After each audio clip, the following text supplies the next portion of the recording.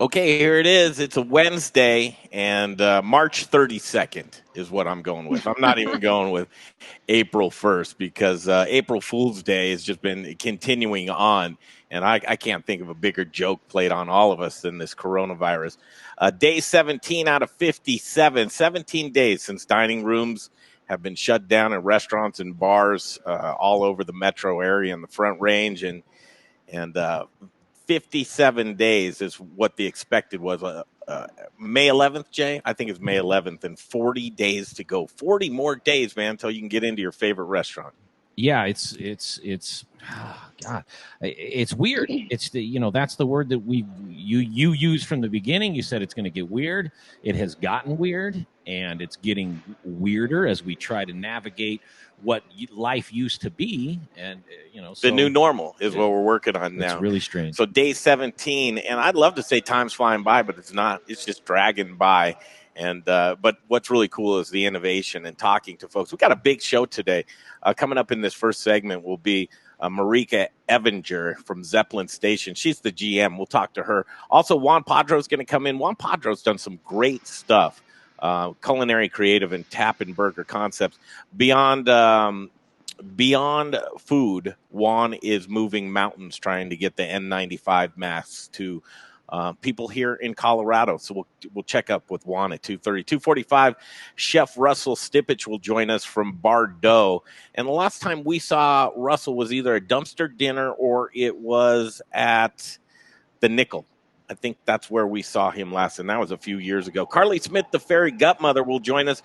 We need those. I've been eating everything in sight, Jay. Everything in sight, and it's been terrible for me. If it's got carbs and donuts or what. Yeah, I bought you a donut today. I consumed it. I ate it. Comfort foods, man. I'm trying to get away. I got to get that gut healthy. And Carley Smith, the fairy Gutmother, she'll help us out with that. Brandon Camp with What Chefs Want. They're doing great things with a box that they're selling with all the necessities that you need. Sonia Riggs from the Colorado Restaurant Association. She'll check in with us at 4 p.m.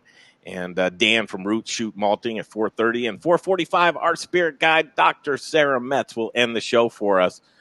Big show today. If you have any comments and you want to chime in, it's the text line, Jay, 720-715-3311. 715-3311 if you have a comment.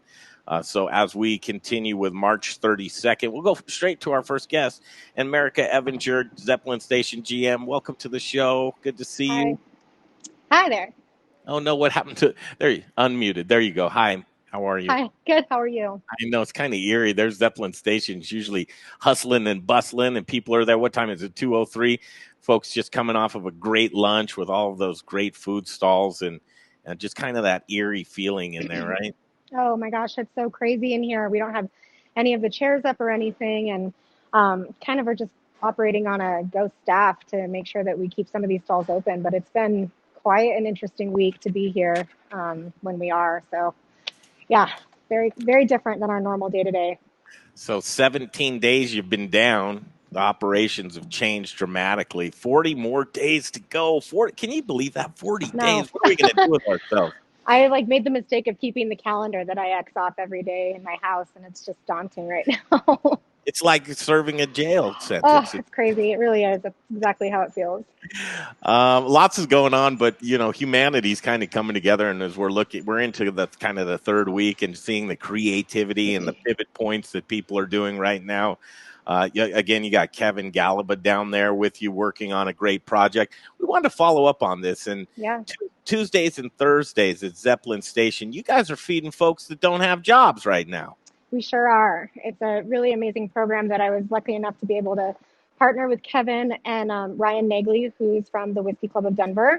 Two of the all-time best right there. Yeah, they're wonderful. I've known Ryan probably damn near half my life now, so it's been pretty cool to be able to work with him on different projects, this one being one of the bigger ones and, sadder ones, but also one of the ones that we're, really putting our all into. So, do you want me to kind of give you an explanation of what's going on? And I'm paying attention. It's not like I'm doing what people should be doing right now is sharing this stream to their personal Facebook pages and getting it out there. So when I'm listening to you, I'm still engaged. You're going to go full screen, and we'll just look at you and just start riffing on this project, and then we'll go back and forth and talk about it. Totally. So basically, Zeppelin Station and Friends and Family have teamed up to provide meals to displaced industry workers. So this is anybody who's worked in food and beverage, whether you're chef, line cook, dishwasher. We're accepting all of them to kind of come in and participate in this initiative.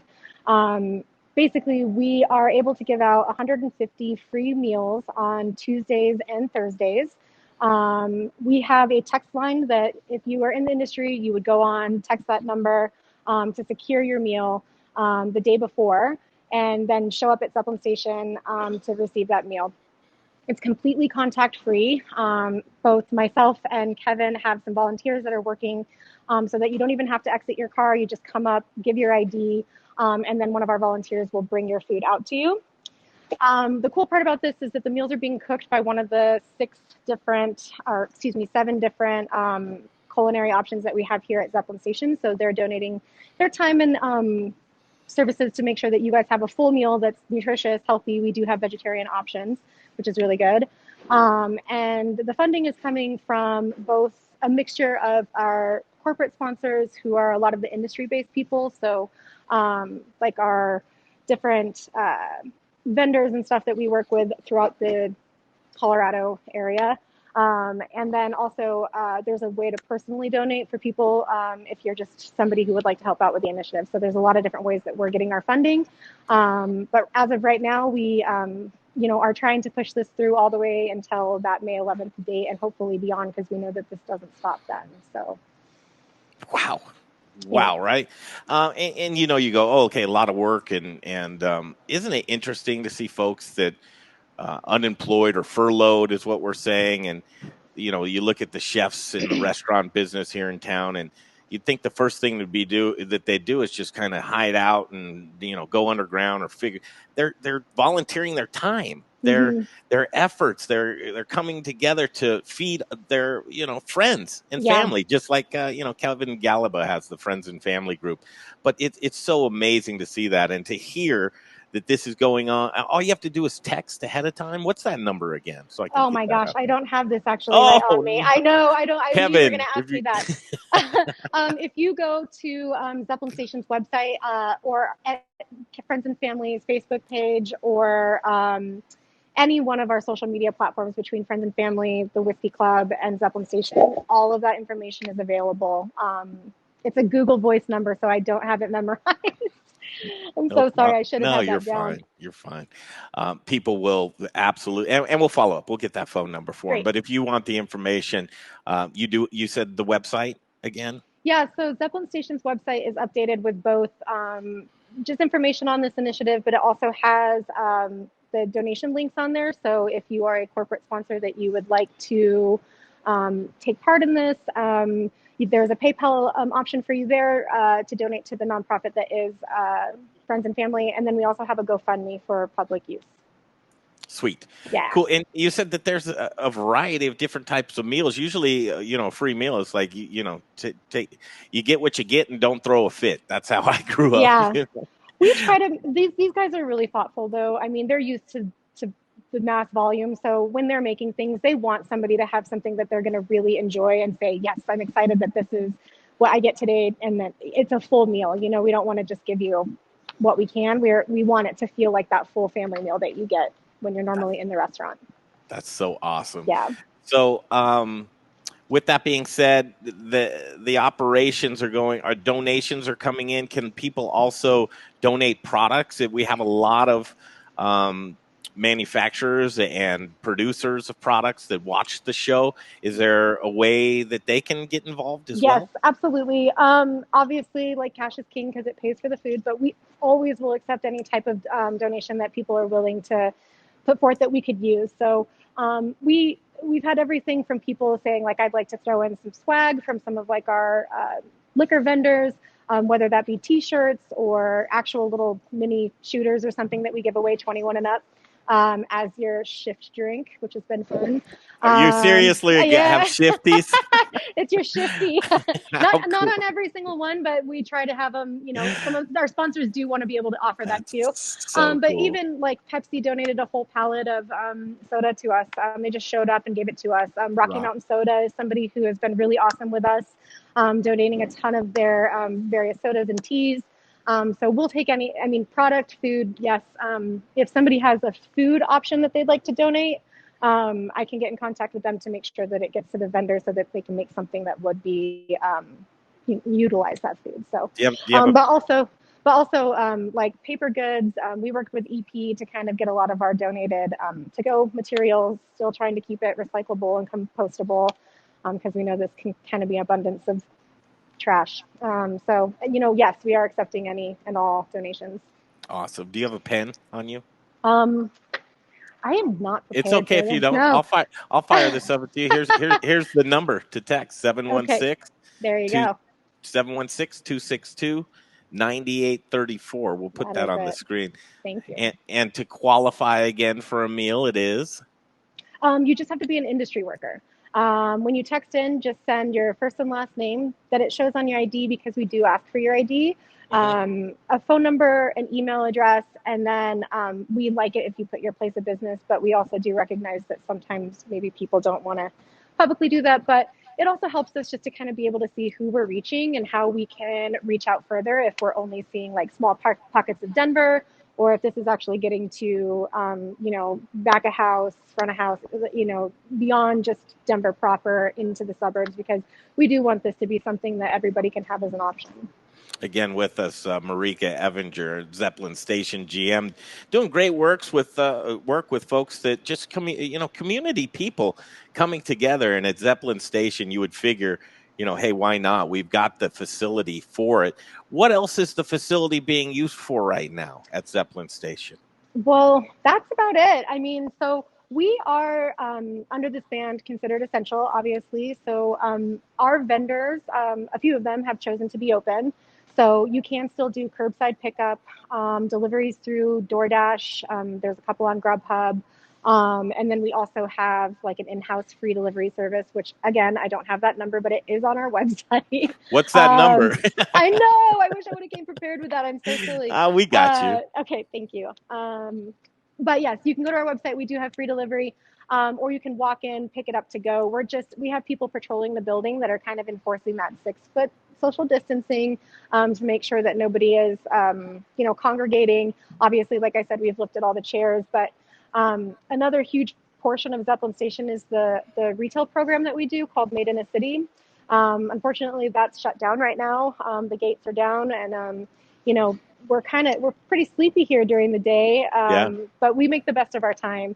One thing I did want to say too, that kind of went to a point you were mentioning earlier, these friends and family meals or anything like this, these chefs and the cooks in here are so used to having this high volume and being able to see people, or, just making sure that they're giving good food on a daily basis. So this kind of brings that into the space that would otherwise just be very cold, dead and empty, because there's not the Zeppelin Station vibe happening right now. So every other day, everybody that's part of this project kind of gets to have that feeling in here. Even though people aren't coming inside the building, we still get to have that like feeling of service and service industry and hospitality that we don't get to get right now. So it's awesome. Pretty fun. Yeah.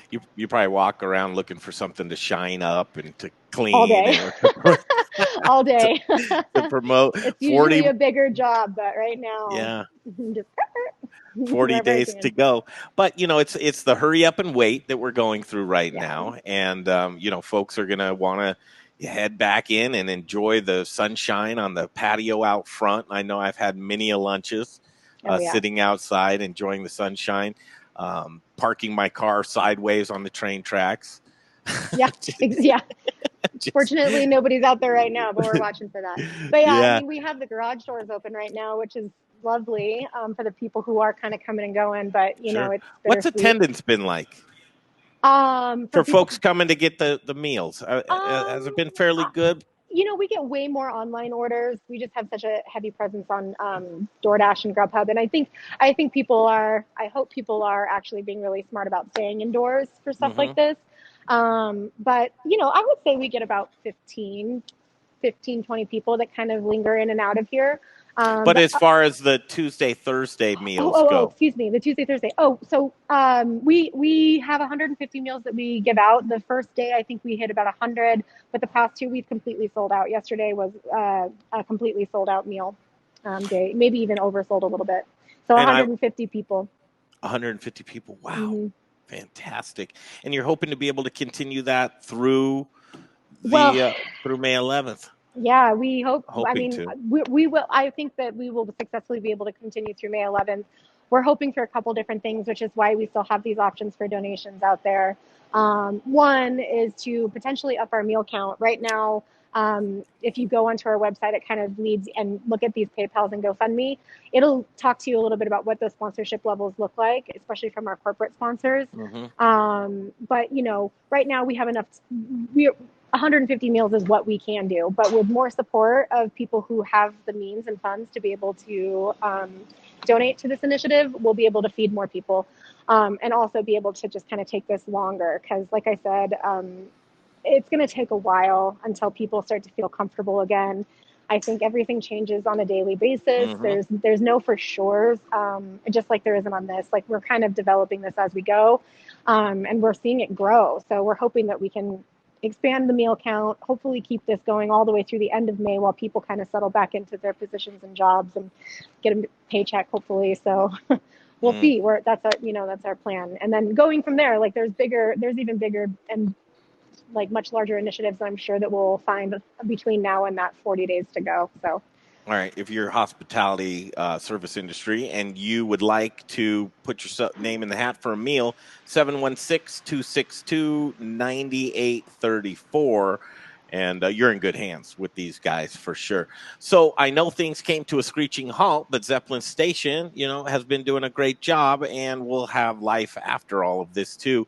What kind of things were you planning on in the summer? Some kind of events? I know Big Trouble's up top there. You want to get in Big Trouble some more? Let's talk about some of the great restaurants that are in there right now. Oh my gosh, yeah. So, for those of you who haven't been to Zeppelin Station, it's a food hall that's combined of 7 different global concepts for restaurants and a coffee shop. We actually just had 2 new restaurants open in February. So some of them have been here since the beginning of it, and some of them have been here only a month before we had to shut this down. But so there's 2 hamburger stands and the Budlong, which is owned by Jared Leonard, who's also one of the owners of AJ's Pit Barbecue and Grabowski's over at the Source. So they're here. They're still operating. They're up and open. Is that guy human? I don't know if he's human. I mean, he has his hands in every single project. And I'll tell you what, if you haven't had a Budlong chicken sandwich or a burger from Hamburger Stand, you're just not living. No, I mean that's it's all delicious. there is. They also have the Impossible Burger, which I think is a huge pull for a lot of people right now. So it's tasty. It's really, really good. But then we have La Dona, who's been here for quite a while. They their specialty is an El Pastor. They are not open right now, but they are still doing the friends and family. But anticipate being open when we get to have May 11th. They get down with the El Pastor, huh? Yeah, they. Oh my gosh, the El Pastor that. made fresh. Yes, it's delicious. Okay Poke, another one of our vendors who aren't open right now, but are participating in the friends and family. They're actually tomorrow's meal, which is going to be exciting. Poke bowls. Then we have Vincent, who's our first tenant ever of Zeppelin Station. It's a woman and family-owned business, Yen. They have owned the Vincent Bakery on Federal, I think, for 40 years. So it's a long-term ingrained restaurant here in Colorado, but we're lucky enough to have them here as well. They're open for business right now, doing sandwiches. And then our 2 newest concepts, Lorola Urban Colombian. They do Colombian street food, and it is next level incredible. these guys have, they used to have a food truck that they had in Denver, went down for a little while, just opened with us in February, and have a massive presence on the community, especially in this Colombian style food, because nobody else in Denver is doing this. How far are they from where you are right now?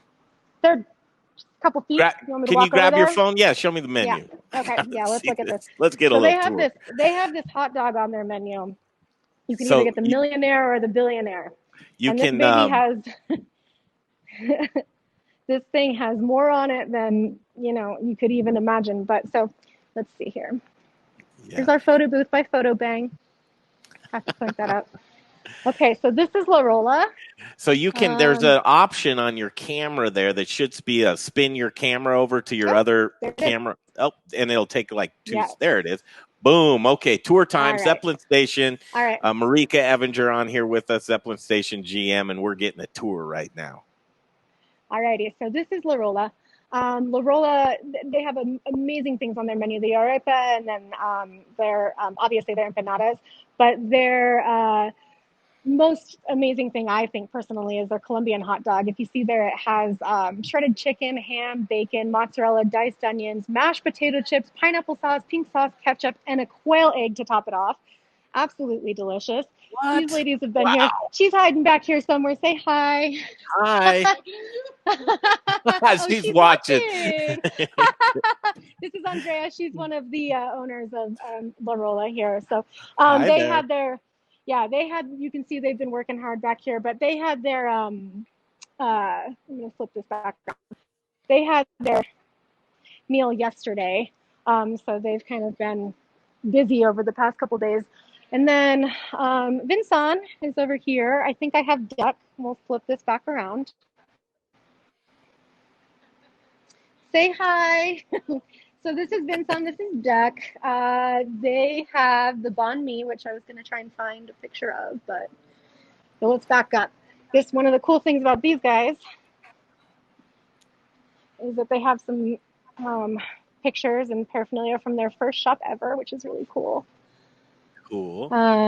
But Duck, isn't that neat? That's their storefront. That's your grandfather? That's your grandfather.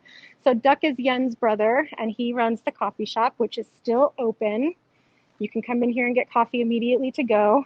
Don't bring in your own to-go cups, though, because you have to take one of theirs specifically. And you'll have to answer to Marika. And then, yep, and you'll have to answer to me, that's for sure. So it's a sleepy space over here. You can see that we have all the chairs pulled up. And then I'll walk you over to meet Dave.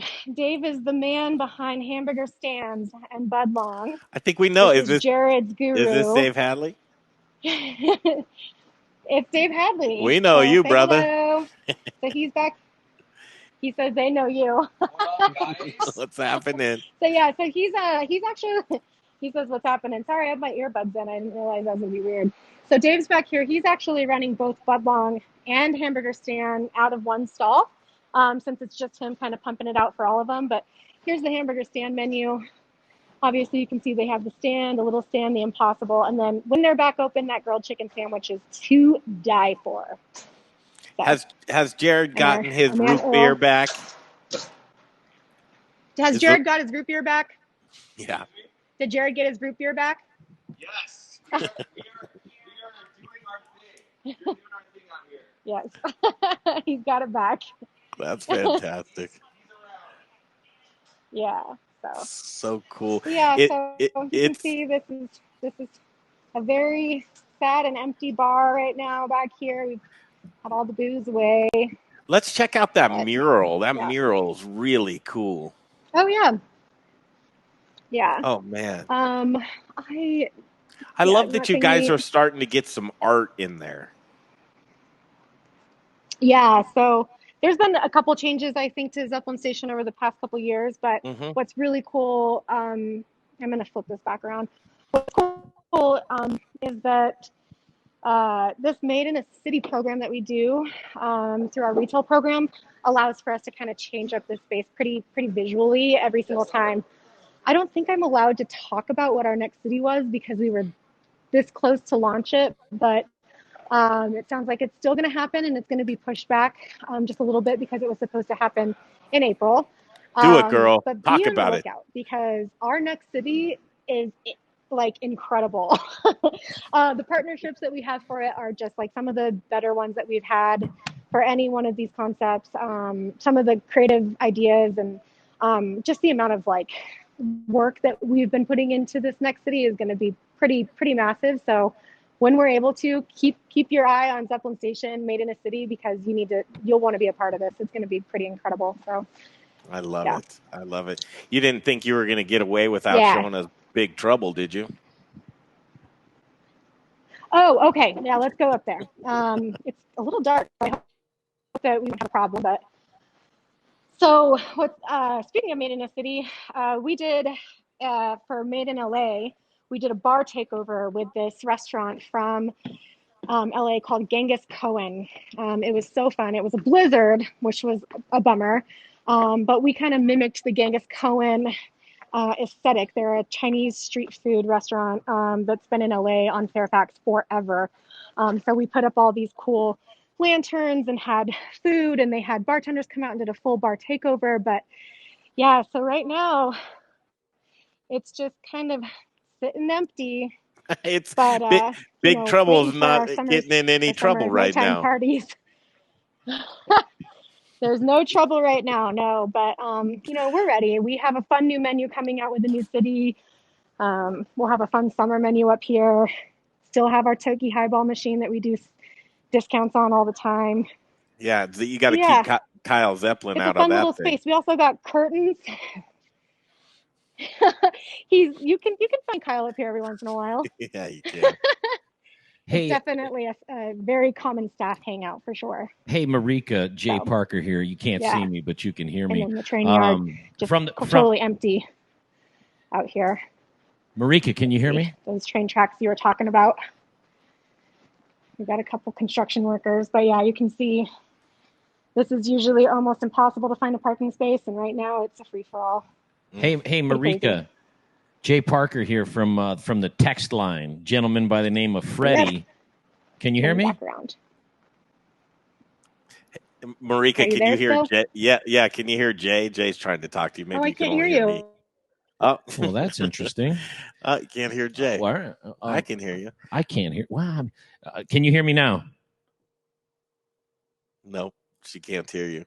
Hey, listen, we'll ask her when you get her back. Yeah. That Freddie on the text line wants to know if people can rent out Big Trouble. Oh, okay. Can you hear me, Marika? We might have lost you up in Big Trouble. Can you hear me? The video's good with you. You guys are saying no. I think maybe that's just because she was up there. Yeah, the internet got a little wonky. Maybe it was the internet up there. Are you back? Can you hear us now? Are we back? Well, are we back? I'll tell you what, you did a fantastic job. If you can't hear me, I'm just going to give you the thumbs up. And it was great to catch up with you. I wish you could hear us right now, but we're going to wrap this up. Yeah, maybe unplug that if you can hear us. No, can't hear us. You know, what do you do with that, Greg? What do you do with that? We have to thank her, and we'll see you soon. Can't hear you, but we'll thank her and see her soon because Juan Padro has entered the building. And thank you so much. There she is.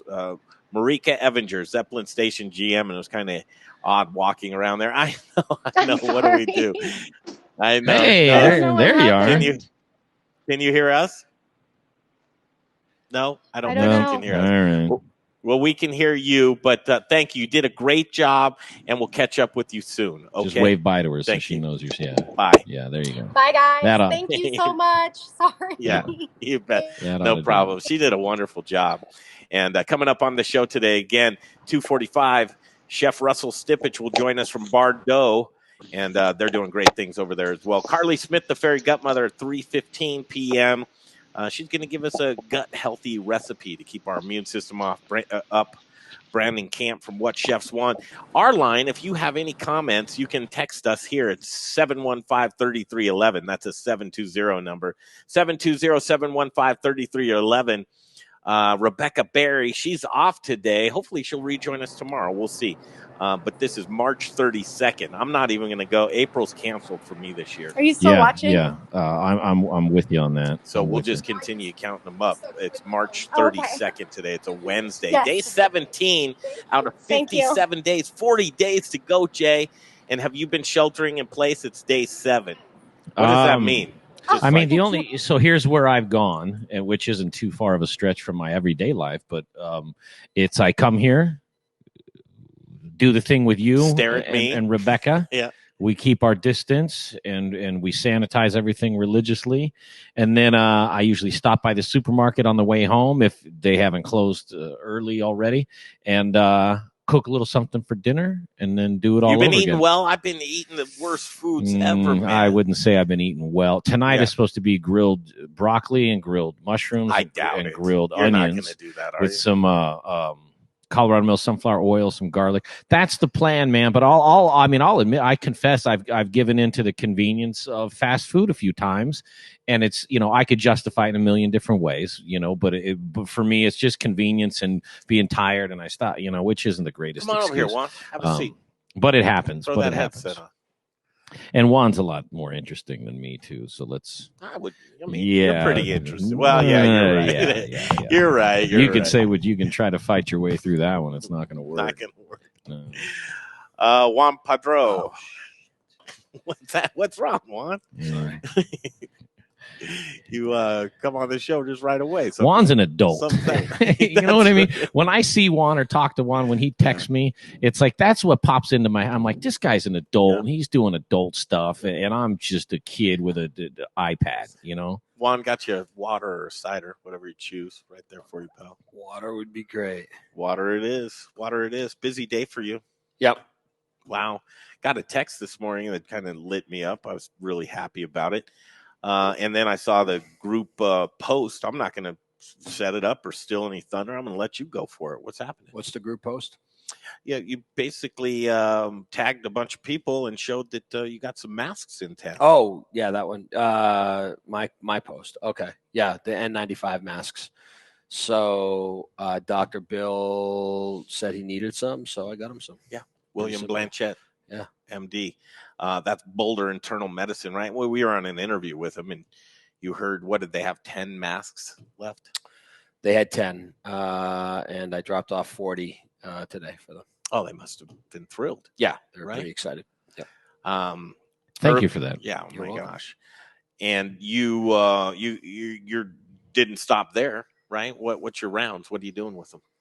The other ones are going out to just people that I know that have specific needs, because I didn't get a huge shipment in. I just peeled some off an existing shipment that Allison sent over to me. But there's 200,000 more coming to Miami in the next 10 days.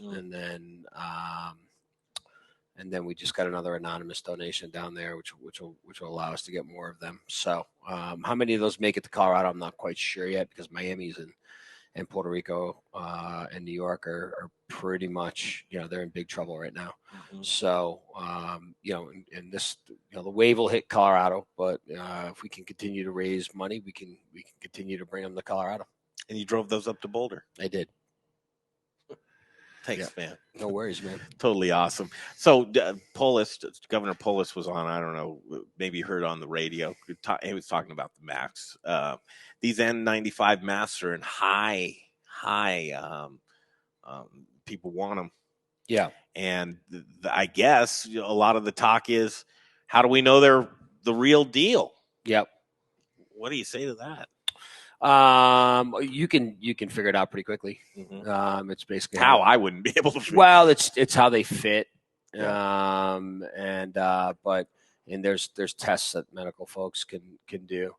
These particular ones come from China. They're N95. It's a VIC 951.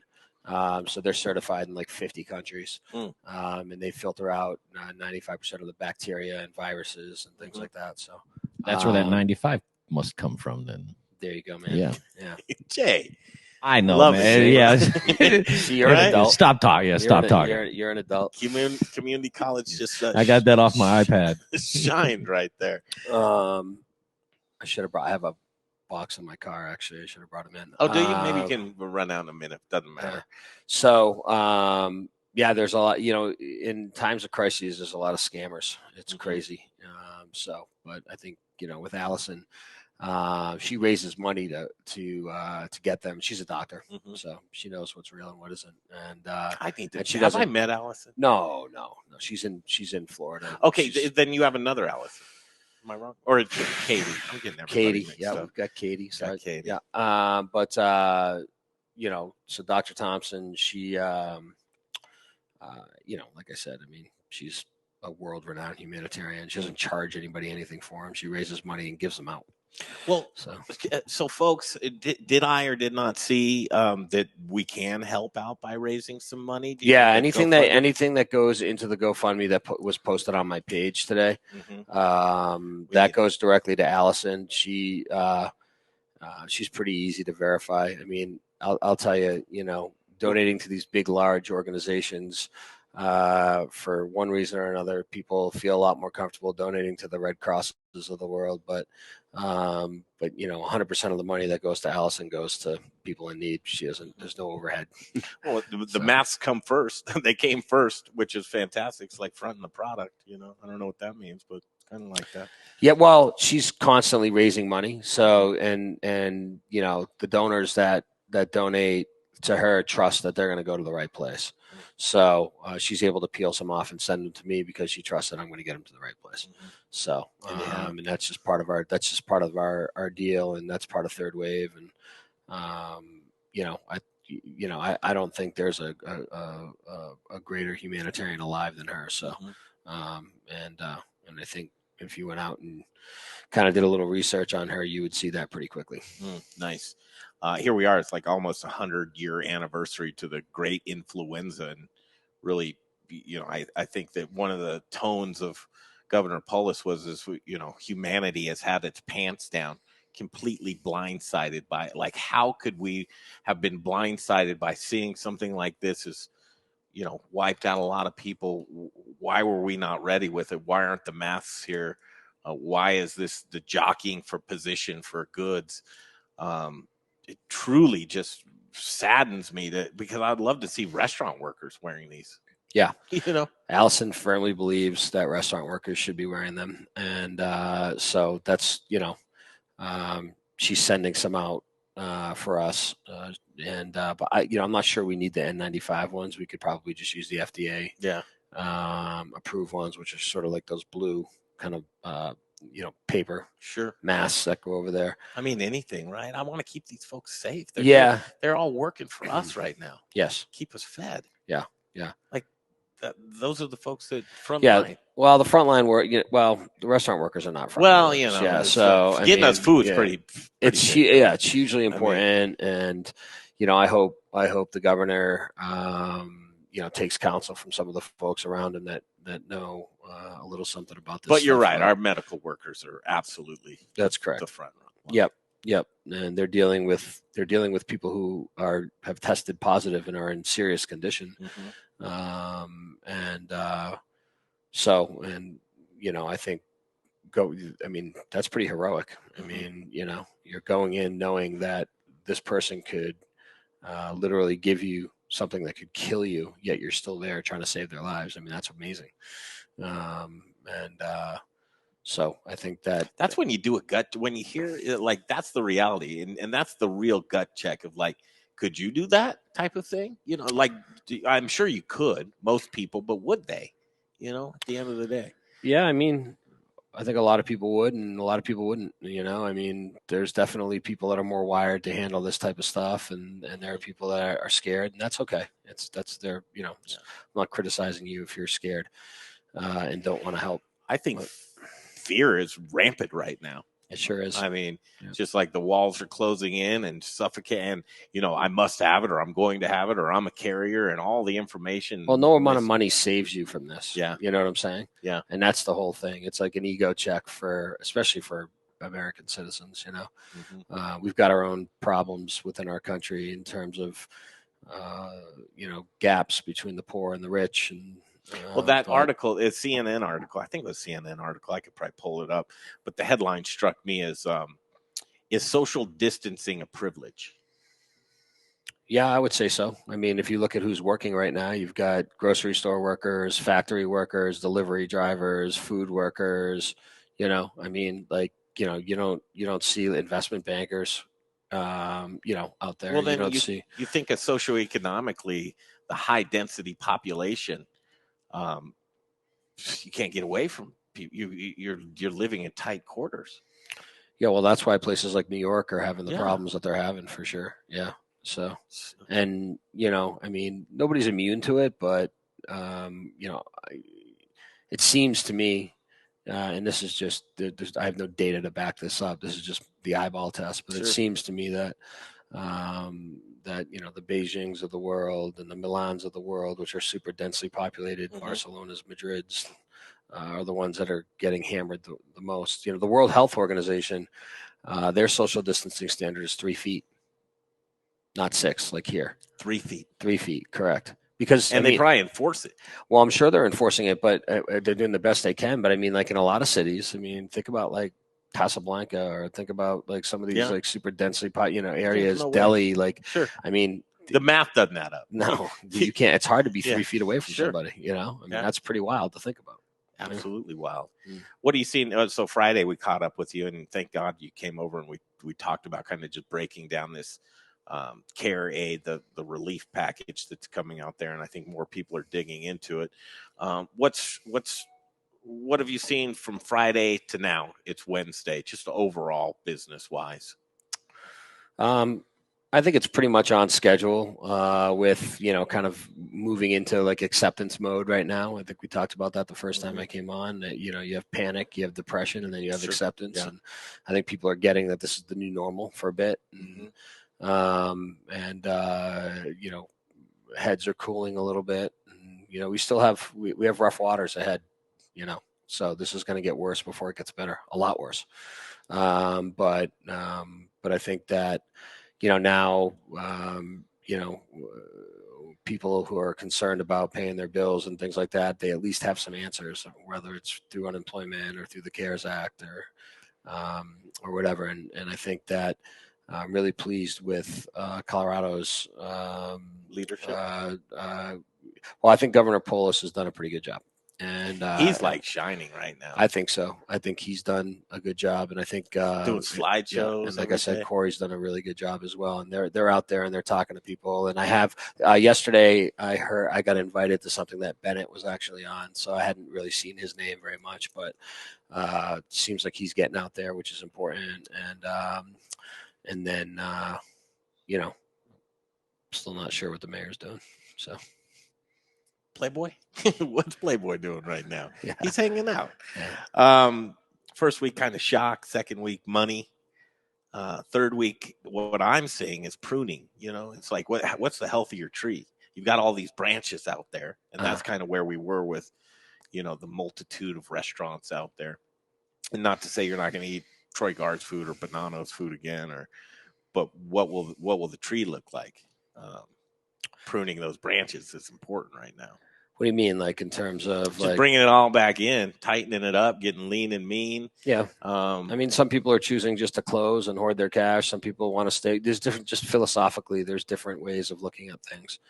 And for us, it's important to stay open, to keep our people focused. And sure. I think my focus from the beginning has always been mental health. I mean, we have this virus, but I'm not so sure we have a lot of control over this virus, but we do have control over what we can do for our folks' mental health. Well, help me. So, what do you mean? How do you do that?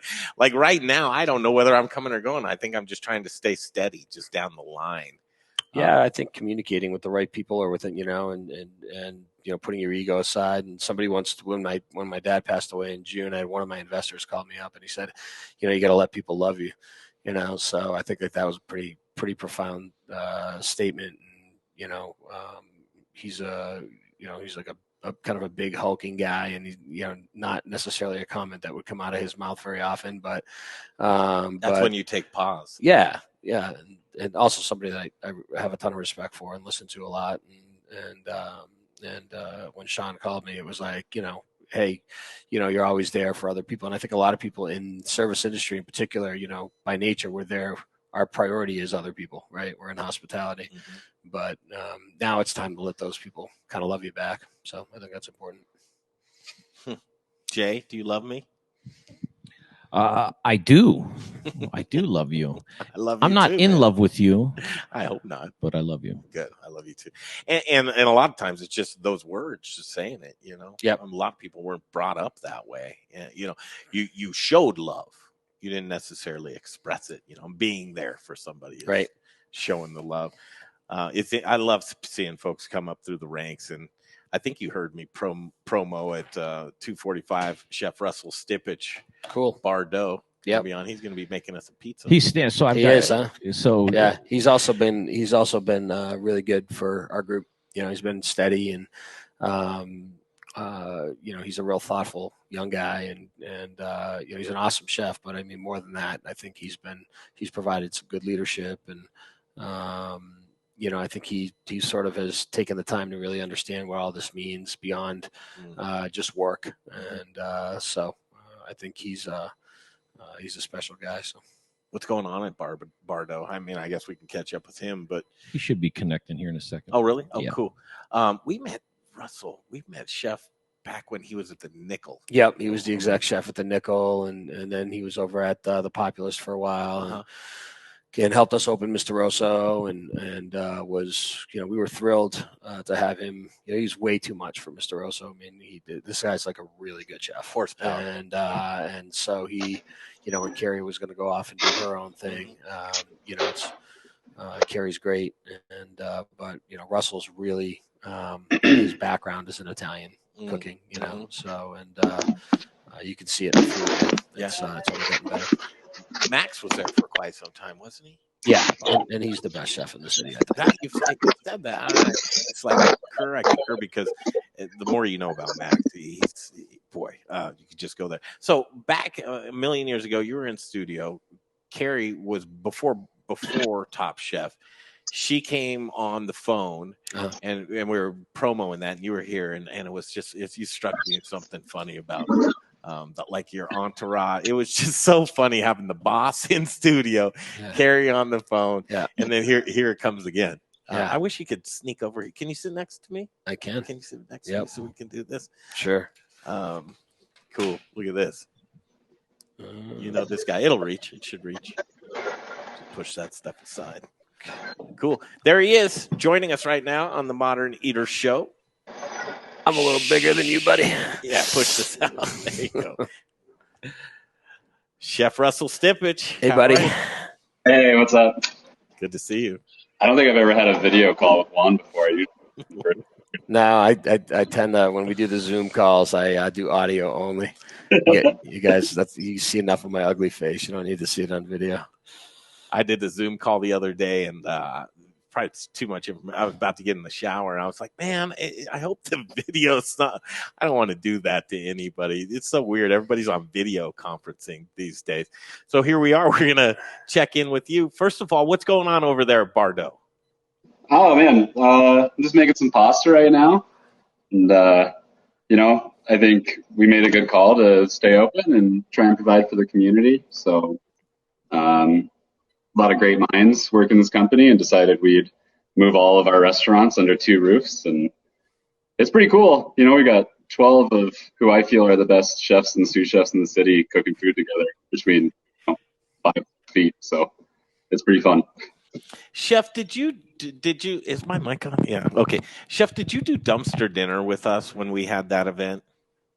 You remember that? Or did we just see a long time ago? Yeah. You invited us to dinner at the Nickel, I think probably 5 years ago, something like that. But it's been such a pleasure watching you develop and your skills and just you're standing in this community. And here you are settling in. You've been in the position here at Bardo for a cup of coffee, though, haven't you? Just not very long. Yeah, it's been it's been a pretty crazy 6 months. I think closed the Poppy list in August. Found out that Juan and company were going to put Mr. Oso in there, so I helped open that. And then they asked me if I would take over Bordeaux when Chef Carley left. So That's awesome. 3 restaurants in the last 6 months. It's been pretty wild, but You really haven't had much time to settle in. yeah. But Italian route. You said, Juan, you said that this is kind of his jam. Yeah, for sure. Yeah, I think, it's what I've done for a long time, this kind of balance of Italian and kind of contemporary American. So I'm really excited to be here. I'm looking forward to getting people in the building and put some food on the menu and get back to, just running a cool little neighborhood Italian joint. You got a great space to play with, that's for sure. And I don't know, probably a competitive nature.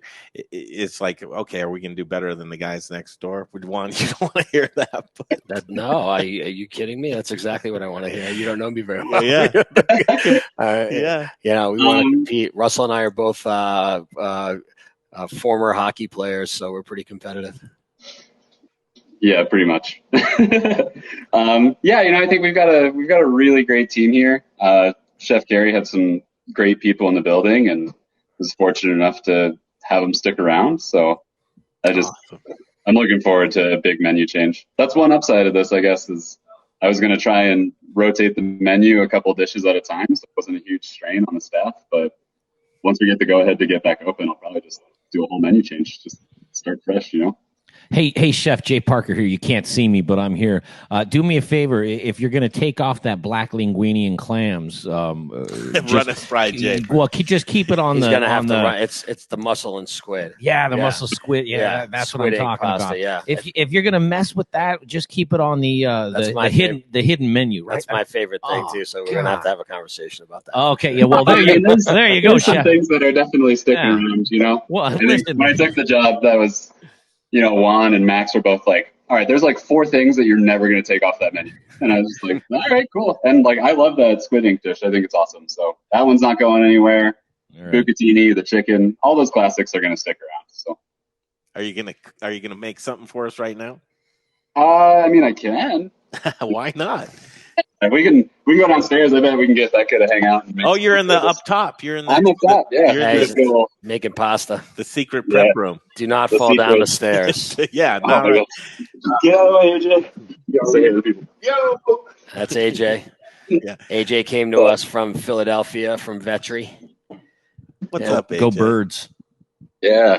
He's they'll tell you all about how anything was invented in South Philly if you give him enough time. Yeah, well, that's anybody from Philly. Yeah. If you didn't know it, that's the oldest civilization in the world. That's right. Yingling. Everybody from Philly will tell you about lager Yingling until they can't breathe anymore. I don't know where to put this phone though. There we go. There's that gorgeous. Right. Look at that guy. Juan, tell us about that oven right there. That oven came from Naples. It's a Mario Acunto. It's a 100% wood-fired oven, and so that's about all you need to know. We cook at Russell. What do we cook at? About 850 degrees. Do our pizzas out of there and our breads and stuff. Yeah, we usually try and keep it around 650 or so, somewhere around there. I'm off by a couple hundred degrees. Yeah, it depends on who's working it, though. Some guys like to run it a little hotter. Some guys will run it a little more cold. Chef, take your phone and turn it sideways like this. This way. Yeah, boom. There we go. What kind of wood do you guys put in there, and then how much wood goes in there? What's your guess for wood they use? So we get all of our wood from Stem Ciders, actually. So that's kind of a cool Denver connection there. Wait, you get it from Stem up in Lafayette? Mm-hmm. Nice. So they got a bunch of trees out there. So and we don't go through too much. We go through about a quart every 3 weeks or 4 weeks or so. So we're not burning too much wood. I bet we can get close. Hopefully my phone won't disintegrate. But, yeah, look at that. Usually like 3 or 4 logs at a time, and keep it going. It's pretty bad in there. Don't you have to keep that thing hot all the time, or no? Yeah, this is the hardest station to learn how to work. Like, even if you are a seasoned chef, you have to kind of learn it's a different style of finesse of maintaining a fire, not burning anything because it's way hotter than you're used to. yeah, it's a challenge. What's your favorite dish to make right now? Right now, I mean, the bucatini that we have on for our carryout menu, it's probably my favorite one. That's what we've been doing, 2 pastas and like 3 pizzas a day. But, you know, I love pasta. I spend a lot of time making and cooking pasta in my day, so pretty much anything pasta related I'm into. What should we have them make? Pizza? Yeah, pizza's going to be the best thing to make. Yeah, so let's put his skills to the test. Let's fire up a pizza. All right, you got 90 seconds. Let's see what you got. 90 Seconds. That's it. Yeah. I can do a pizza in 90 seconds, maybe. I know the gal next to you can. Oh, she totally can. Maybe she can do it. It won't be as hard. That's Becca. She's the executive chef for co-chef of Ashkara. Oh, nice. Yep. So, with Megan, who just walked in the back there. So folks are coming over from other restaurants and they're Bardo? Bardo is Ashkara and Bardo. We call it Barkara right now, Okay. so you can get them both out of there. Yeah. Gotcha. I love it. The weirdest fusion restaurant ever right now of Israeli Italian food. What was her name? Juan? You have Becca and Megan are the two gal that they kind of co-run the kitchen at Ashkara under the light supervision of Daniel. Hey, Chef Russell, let Becca and Megan know that I'm coming for them for a live stream to get them cooking some stuff too, so they may want to pay attention to what you're doing. She's right here. You can talk. Yeah, get over here. That's Becca right there, right? Yeah. I think we've met Becca before. Yeah, she was at Bistro Vendo. Yeah. And she came to Bardo. She was at Bardo for 8 or 9 months and then moved over to Ashkara. Now, you are a handsome young man, but we want to see your food. Can you angle that down there? Or how can we get someone to hold your phone? We'll get AJ to angle it down. That'd be great. AJ, we need you. We're watching Chef make a pizza. Oh, whoa, what do I do? Wow. Yeah. That was like nice vision. Pretty freaky. Yeah, there we go. Okay, this is now we're working. So AJ's got the camera now, so I'm not responsible for whatever he decides to do with it. AJ's good with the camera, which that begs a lot of other questions. That's I don't right. understand why his skills are so good with it, but they are. Getting that dough ready. How many pies on it? Like if we were to go back to normal times, how many pies come out of there in a day, Juan? I don't know. That would be probably more of a Russell question. What'd you do? How many did you do last Friday when we were still open? AJ? I would say a good number on like a busy night is probably 100's a good number. About 100. Jeez. That's on a regular night or on a delivery night? On a regular night. On a delivery night, I mean, last Friday, I would say probably around there too, honestly. Those 4 hours were nuts. Yeah, we were thinking. I think AJ, we've been opening at 4, and I don't think I saw him stop making pizza until like 9 o'clock. Hey, AJ, I never thought I'd say this, but you might be faster at making pizza than Russell. The tools aren't here. He's paying attention to detail. Chef Jeff Jabot from New York City chimes in and says, love having this on YouTube. Keep up being the great leader you are, Juan. Oh, That's cool. Who is that? What was his name? Jeff Jabot. Oh, he's out in New York City Jeff, now. Yeah. He's a great guy. Good barbecue guy and better person. Yeah. Rich Snyder wants us to do that with a tortilla. We could do that with the Senor Bear Kids. Yeah.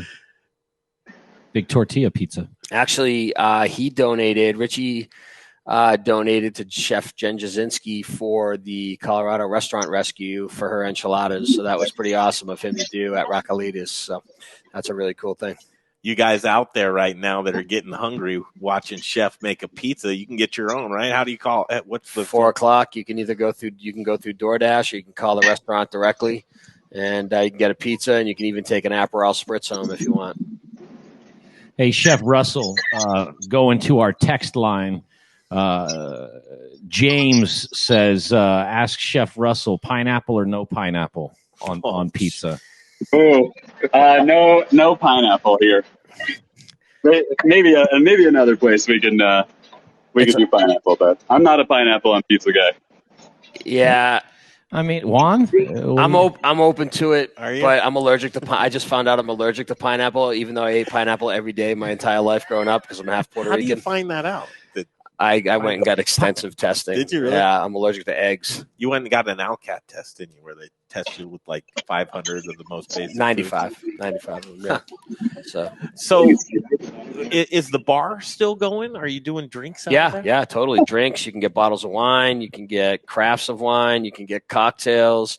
Right now, Nicole Lebetovich is working from Ashkara, who is, you should really have her on. She is a remarkable talent. She came from Boston. Was at the Hawthorne when they won Cocktail Bar of the Year, at Tales of the Cocktail. What's her last name? Was at Eastern Standard when they won Restaurant Cocktail Bar of the Year, and then I ran the program at Yvonne's when they won High Volume Cocktail Bar of the Year. She's got to be the most decorated bartender in Denver, but she just happened to move to Denver, so she works for us. Nicole Lebetovich. She's amazing. Nicole. Yeah, easy for you, Lebetovich. And Lebedevich. That's something like that. You'll be close enough. Yep. Cool. Thanks. Yep. Have her make some drinks, and Mike McGill and those guys. All right, what do you got there, buddy? I know you look pretty excited. I'm hungry. I ate this morning, but I can tell when he's hungry. Yeah. That's the best part about this is it's all the food that I love to begin with. So I'm here all day. I'm going to gain like 25 pounds working here. I was going to say, how does your lady feel about this? The weight gain is going to be substantial. Yeah, I think she'll be okay. They need to open the ice rinks back up so I can get some exercise. Yeah. Why don't you tell us about what your lady put together for our company? Yeah, my wife is a librarian, so she is like the master of research. So day one, right when we found out that everything was going down, she immediately made a Google document for a resource for our staff so that they had the links to unemployment, all of the things. So any sort of resource that you might need in a crisis situation. Oh, awesome. So, and she did that on her own time for the company. So pretty amazing. Yeah. So, if there's anybody that isn't part of our company that needs that, they can feel free to hit me up on Instagram, and I'm happy to share that. I don't know. She's a great lady. That's all I could say. Well, you better say that. It's your wife. Most people don't say that about that, do they? Really? Well, most they're people smart. might. Well, I should say most lie wives about don't it. say that about their husbands. How about that? That's probably better. Oh, there's a pizza. Good. We there? So now we're waiting on pizza. Yeah, that's okay. And there's Megan behind you. How long does it usually take for a pie? The oven's not as hot as we would normally keep it right now, but it's usually 3 minutes in the middle of service when it's super hot. This time of the day we just started it about an hour ago. So How many pizzas have you burned since you've been there? Like burned to where you have to just be like, hey, you have to start over. How many times does that happen? More than I want to tell you. Are you trying to get him fired? You didn't have to answer that question. Yeah, great question, Jay. Hey, listen, man. If How there's often anybody, do you take a cigarette break? if there's anybody who's a realist in this room, it's Juan. I'm sure he knows a couple of pies have been burned. That's all. Yeah, it happens. I mean, that's kind of always the best part about it is whenever you train somebody on the pizza station, you're going to get a little buffet in the back. Yeah. What do you think, Juan, when you get to like peeking in on Bardo right now and seeing folks and their faces and just people that you love and care about, seeing that Bardo's, kind of got some life in it right now? Oh, yeah. There's Willie, our chocolatier, that just walked behind you as well. Willie, the chocolatier. Willie, you got any of your chocolates that you can show off? Willie, they want to know about your chocolate. Hey, what's happening? Yeah. Do you have any of your chocolates? I used to work for Snoop Dogg, and then I kind of got into the artisanal side of things and started making my own chocolate. Are there any here still? Well, how do you just gloss over? I used to work for Snoop Dogg. Right? I know. He's ridiculous. All right. It's pizza time. Okay. It's pizza time.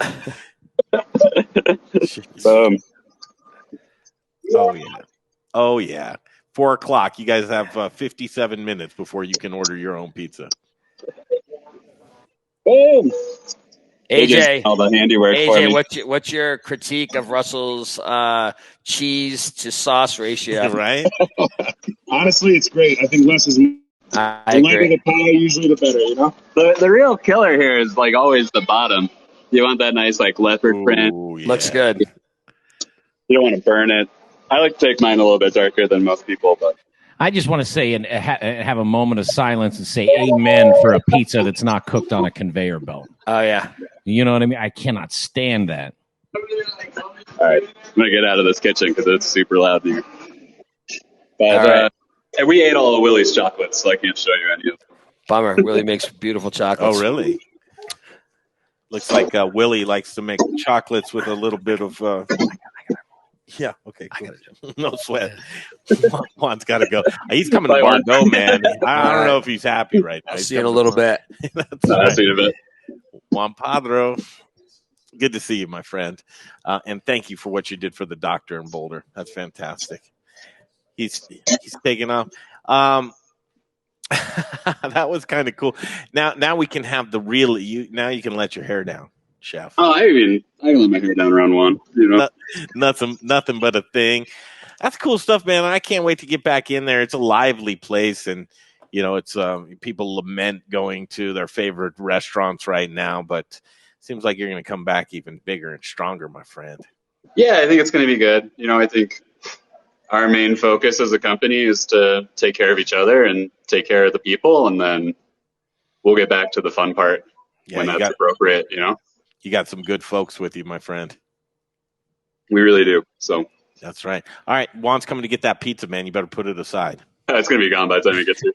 Hey, Chef Russell, before I forget, and I just want to make my life easier, can you do me a favor? Can you let Becca and Megan know, or if you could share their contact info with me, or give them my cell number and say, hey, reach out to this guy, because I'd really like to get them on one of our live streams and meet them and tell their story.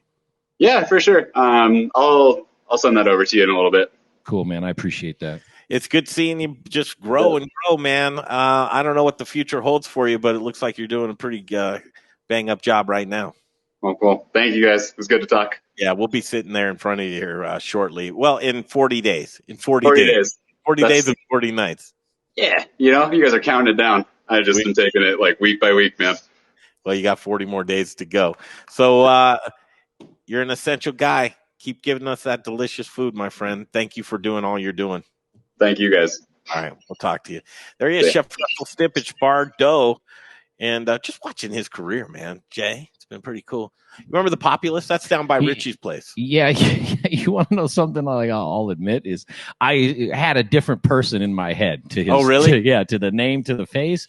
When I saw him, I'm like, oh, that's Russell. But I had a different person in my head, really, and I don't know who it was. Do one of those. What do you think? Yeah. Well, Bruce, what is it? Wednesday night? I think I don't want to give it wrong, but they're doing great things as far as delivery goes. Brews beers to your door, beer to your door. That's what you need, man, and free delivery. Nothing's wrong So with that. on Friday, get ready for the weekend. Here it is, your favorite brewery in Denver will deliver to your doors. $50 minimum order, which if you're ordering less than $50 worth of beer, you're doing something wrong.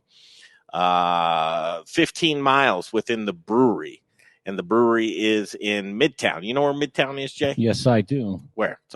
It's Pecos, just off the Pecos and So that's I-70-25. There's a 50 around the corner, and Google would help you with that too. That's right. Cool area, but the brewery will deliver for free, $50 worth of beer. I'd say go online. It's bruzbeers.com, B-R-U-Z beers.com. Online ordering. Take advantage of this because the cellar sale is happening. Get their King Quad, the Hellraiser, the Crossbones, Drunken Monkey, Jagged Twilight, Brews Beers. If you've ever had their beer, you know they're doing it right. It's Belgian-style beer at its best, and Brews Beers to your door. So you can't go sit in the tap room, but you can get it to go or have it delivered, and Friday's free delivery. Badass Belgian-style beers. Yeah. Standing by, and at 3:15, we will be joined by Miss Carley Smith on this Wednesday, March 32nd. Mm-hmm. We're canceling April. Might be a minute or two early. I sent her I sent her the connection already. Cool. Just to. So day 17 of 57. 17. The last 17 days have seemed like an eternity, haven't they, Jay? Oh, yeah, they have, and gosh, I mean, they have. Speaking of beer, bar owners, restaurant owners, got a little downtime right now. Mm-hmm. Make sure your tap lines are cleaned out. Yeah. A+ Beverage Solution and Jeff Rourke offering a deal. I think we're going to get Jeff on either tomorrow or Friday, but talking about the importance of having that tap line clean, because brewers want their beer to taste like they brewed it, like they intended it to taste. And if you're pouring inefficient beer, what are you doing, Jay? You're pouring your money down the drain. Don't do that. 720-272-3809. 720-272-3809. That's one phone call away. Jeff will answer the phone. Just tell him what you need, how many taps you have. $10 per line. He'll flush it out, clean it up, get you ready to go for the reopening, and that's what you want to do. Again, get a hold of them. Family owned and operated business locally. This is how you can support local. 20 years in the business. Specialty tap installations, beer, wine, water, coffee, nitro. You can add a line. Kombucha. Make your tap dreams reality. Foam is money. Give them a call. 720-272-3809. Standing by for Miss Carley Smith. She's trying to connect. It's just, I see it. Yeah, internet's doing the internet stuff. And I bet you we're in for some good stuff with Carley. Oh, I'm sure. She's got a beautiful kitchen. Still to come, we're going to catch up with Brandon Camp from What Chefs Want. They're doing the food box thing, like a lot of, not a lot, but there are some folks around town doing food boxes and making it completely affordable for families to get a box of great meat or great vegetables. In their case, it'll be vegetables. If you want to get a message to us, you can do it by 720-715-3311. 715-3311 is our text line. Hit us up with that. And look at this. This looks like studio quality stuff. Yeah, right man, here. I'm telling you, she's ready to go. Hey, Carley, can you hear us? Yes, can you hear me? We can hear you. We can. Wow. Look at this kitchen. Welcome. Yeah, no big deal. I would expect the Fairy Gutmother's kitchen to look like this. If you want a good, healthy gut, you have to have a healthy kitchen too, right, Carley? Absolutely. This is my office. Well, thank you. And welcome to the office. First of all, we'll do the proper setup. Her name's Carley Smith. She's the Fairy Gutmother. If anybody knows about helping yourself or getting your gut ready to bolster your immune system, it's Carley Smith. You actually cured yourself of Lyme disease through food. That's incredible, Carley. Can you start by talking about yourself for a minute and then go into the Lyme disease and your plight? Sure. So basically, I was diagnosed with Lyme disease in 2014. And I ended up, I went the whole antibiotics route initially, and then felt like I was taking medications for my medications, and they were doing more harm on my body than good. So I went off all my medications and just started doing my own research, and that's when I started to learn about gut health. And nearly the entire immune system is located in the gut. So I implemented a gut healing protocol and honestly just became so empowered with the progress in my health, just making diet and lifestyle changes, that I decided to go back to school and study nutrition and start Fairy Gutmother, so to share all of this with everybody else. Now, some people, if they're saying, no way, there's no way she cured herself of any kind of disease or virus. Is that actually possible? Talk about somebody who may question that, Carley. That's a really great point. Technically, Lyme disease, at least for me, Lyme disease, it's always going to be in your body. So technically, it's always going to be there. But that's why, if you strengthen your immune system, you can sort of live in harmony with it. And I feel better now, knowing what I know and doing what I do than before I even had Lyme disease. So, I think that's, especially with what's going on today with coronavirus, why I think it's so important for us to really think about our immune system and strengthening our immune, so that when things like this do happen and they do get us down, hopefully it's not as much and it's not as bad as it could have been, because we're taking better care of ourselves. Mm-hmm. So speaking of taking better care of ourselves, I haven't been doing a great job, Carley. I have been eating comfort foods and just basically anything that for the day will make me feel good for the day. It's kind of counterintuitive thinking, but talk a little bit about just being prepared, food prep, how to make food go longer, and how do you make delicious meals that you don't have to go to the store every day. You can have ingredients that will be good for you, but delicious at the same time. Yeah, and right now it's a really hard time. We're all really stressed out, so we're probably reaching for foods that are a little bit less healthier, and it's really common. But the thing about the gut is that it's very resilient and it can handle moderation. So that's the great news. So as long as you're sort of balancing that out with some other foods that help to support the body, that's okay. And sometimes we just have to do the best that we can do in certain situations like this to get us through. But to balance that out, some of the foods that you want to think about incorporating are like high fiber rich foods, because fiber actually helps to feed the beneficial organisms in the gut. So you've probably heard the term probiotics, which are the supplements that you can take to repopulate the gut with beneficial bacteria. But fiber is basically the food for the beneficial bacteria in the gut. So one of the things that I was going to make for you today is just a super simple salad with quinoa, which is high in fiber. But you can substitute this with like wild rice, brown rice, farro, couscous. Any grain is really going to be high in fiber, and that is again what's going to feed the beneficial organisms in the gut. And these are awesome. This is probably stuff that we all have in the pantry right now. And with the current situation, we're probably trying to limit our times that we go to the grocery store, and making things in our pantry go, a long ways, or get creative and use them in different ways, like you were saying. So this is kind of one recipe that you can use to utilize some of those ingredients that are in your pantry. Take it away. So again, this is super simple, and this is a perfect example for what's going on, because when Jay called me this morning, I was like, I have absolutely nothing in my pantry right now and in my refrigerator. So this is all stuff that, again, you can use whatever you have on hand. So I had quinoa, so I fixed some of that up, and I just add that to a bowl. And then I add a little bit of a dried fruit. So I had dates today, so I'm just chopped some dates up and add those. And I have a bunch of different kinds of these grain recipes on my website. I just posted a zesty quinoa salad. And basically all this is taking the ingredients from my zesty quinoa salad and substituting whatever I had on hand.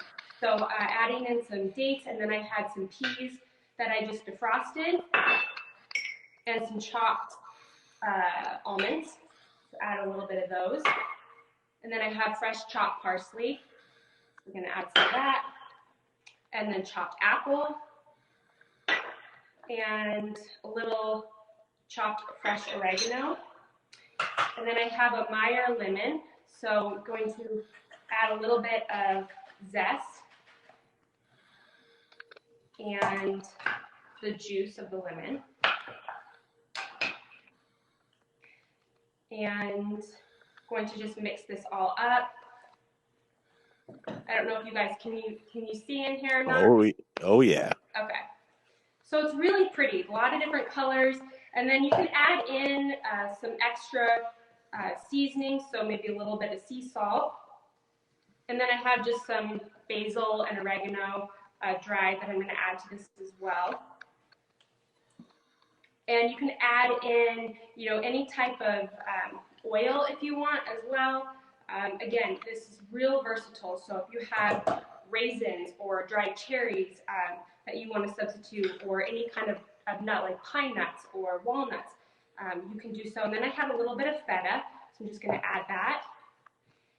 And you can add in Parmesan, or really any aged cheeses would go really well. And then that's basically it. Really simple. It looks really pretty. It tastes really good. And another thing I love about making these is you can have this as is. You can have it as a side to chicken or fish. You can throw it in with mixed greens, so it just adds to your salad. But also, I love stuffing this in chicken breasts or pork chops and then baking it in the oven. So that's no, you do not. That's so naughty. That sounds so good. It's delicious. It's really good. So, and these are great. I love doing these. I tell people, to do this for meal prepping. So having things like this on hand throughout the week, you just saw how quick I threw that together. Basically, if you just have 1 or 2 veggies, you choose your grain and a chopped apple, any kind of dried fruit and nut, and throw all of it together, and it can go a bunch of different ways. Perfect. And look, that'll last a day or two too. Exactly. Yes. Yeah. And you can make a lot of quinoa or rice or whatever you have on hand, and make a couple of different ones of these too, and interchange them. So really versatile. Nice. Thank you for doing that. Now I want to ask you about. There's a run on bone broth right now, Carley, in the supermarkets. Folks are going nuts, and it's like, is it that difficult to make bone broth, Carley, to where folks aren't doing it at home? No, it's so easy to make at home, and I actually am so thrilled to hear that there's a run on bone broth. That just makes my day. So I did want to talk to you a little bit about just how to super simple throw a bone broth together. Wait, I thought you had nothing in the refrigerator. What did you get the box from Brandon Camp and What Chefs Want? That looks like it came right to your door. No, honestly, these are old veggies that I toss in my freezer. So these are just like carrot tops and tops to celery, tops to fennel. So I always make a discard pile in my freezer when because there's some other additional tops and older veggies that I'm not going to eat. And then that way, when I make a broth, I have all of these available. So smart. So smart. So it reduces food waste, and you can use them, in your broth. So yeah, Jay, you must do that, right? You take all of your discards and put it in the freezer, waiting to make your broth. I don't look at Carley waiting for my answer. Just like, oh, what is this guy gonna say? I mean, I don't have any leftovers. I mean, if I do, no, I don't. I put them in a big bowl and I eat them the next day all together, whatever it is. Or you blend them, you juice them. Yeah, I'll throw some jalapenos and some onions in my smoothies for sure. Ooh, if they're left over. Terrible. Oh well, I mean, it tastes awful, but it's you just choke it down, get it into your gut, and let your gut do the rest with it. See, and Carley, that's exactly what we're not doing. Is just trying to make food to choke down. We're actually trying to enjoy nutritious food, right? Not me. Exactly. Yeah, you want to enjoy what you're eating. I mean, there's an emotional component of it as well. That you want to know that what you're putting into your body is nourishing, but it's also tastes good. We want food to taste good, and it should be designed that way. So I mean, I agree with you. I'm just saying that the way my life, it's almost like if I made something that tasted good, I'd feel guilty eating it. I think that whatever I make should depress me. That's how I know I'm earning it. I don't know. Have you ever heard that, Carley? Whatever I make, it should depress me. So bad. I think it's the other way around. Which is yeah, Carley's like, well, let's wait and talk to the doctor at 4:45. All right, bone broth time. Yeah, so simple making a broth. You can do it so many different ways. And like I said, I had a discard pile in my freezer and some old veggies, so I just have some fennel tops that I had to use. And you don't have to get fancy. You can just break them apart and throw them in your pot. So don't spend a whole lot of time worrying about what it looks like. Then I just had some chopped carrots, so I'm going to throw those in there. Luckily, I had a sweet potato, so I love adding in a sweet potato to my broth. It adds a lot of sweetness and flavor, so I'm going to throw that in there. And then I just had some dried herbs, fresh herbs that were a little older that I thrown in my freezer. Again, older veggies that I wasn't going to eat. And then I'm going to add in a little, couple cloves of garlic, and then some bay leaves, some sea salt, and black peppercorns. And this broth, I'm going to use some soup bones. So these are some beef soup bones. And the thing that I like about using soup bones is that they have a little bit of meat on them in addition to the bones. So it just makes the broth a little bit more flavorful as opposed to using just regular knuckle and marrow bones. Now, I still love knuckle and marrow bones, but when you can use bones that have a little bit of meat on them, like oxtail or the soup bones, it generally neutralizes the flavor a little bit, and makes it a little bit more palatable. So just going to add these. And the good thing about broth, the health benefits are that it's helpful for healing the gut lining. So it's full of collagen and cartilage. So the nutrients that are going to be helpful in repairing the gut lining. You probably have heard the term leaky gut before. That's when toxins and all sorts of things get into the system. So this is helpful. It's got collagen and L-glutamine, things that are going to help repair that gut lining. But also it's full of vitamins and minerals. So it's great for hydration. It helps facilitate a healthy metabolism. It supports your detoxification pathway. So there are countless health benefits to drinking broth and just consuming it, throwing it in your recipes. Hey, Carley, from our text line, Stephanie asks, does freezing vegetables lower the vitamin content? What does she say? Hold on. Does freezing vegetables lower their nutritional content?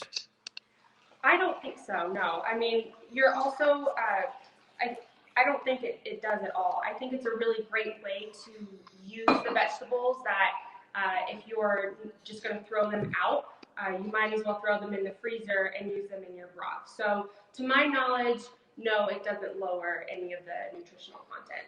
Yeah, not the vitamin content. Maybe the enzymes a little bit. By cooking, enzymes deplete, but I don't think the nutrition is still there, the integrity.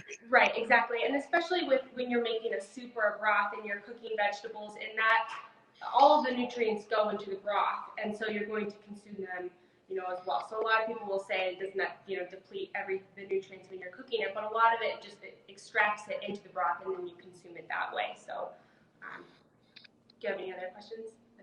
Well, as they come, we'll shoot them at you. What? As the questions come in, we'll just fire them off to you. So, okay. Sorry to keep interrupting, Carley. No, you're totally good. So, and that's just it. Then you want to simmer for about 24 to 42 hours. Then strain it, and that's your broth. You can use this in all sorts of recipes. Like I said, you can cook your grains in this. So cook your quinoa in broth, and cook your couscous in broth. It helps to bring out a lot of flavor and add a little bit of nutrients. And then use this sipping on throughout the day or making soup with it. All sorts of different ways that you can utilize broth. Mike from the text line says, how long should I boil? So, bring it to a boil and then let it simmer for a day or two. But you can also use this in your slow cooker. So I know a lot of people will say, well, I don't want to leave this on my stovetop for that long.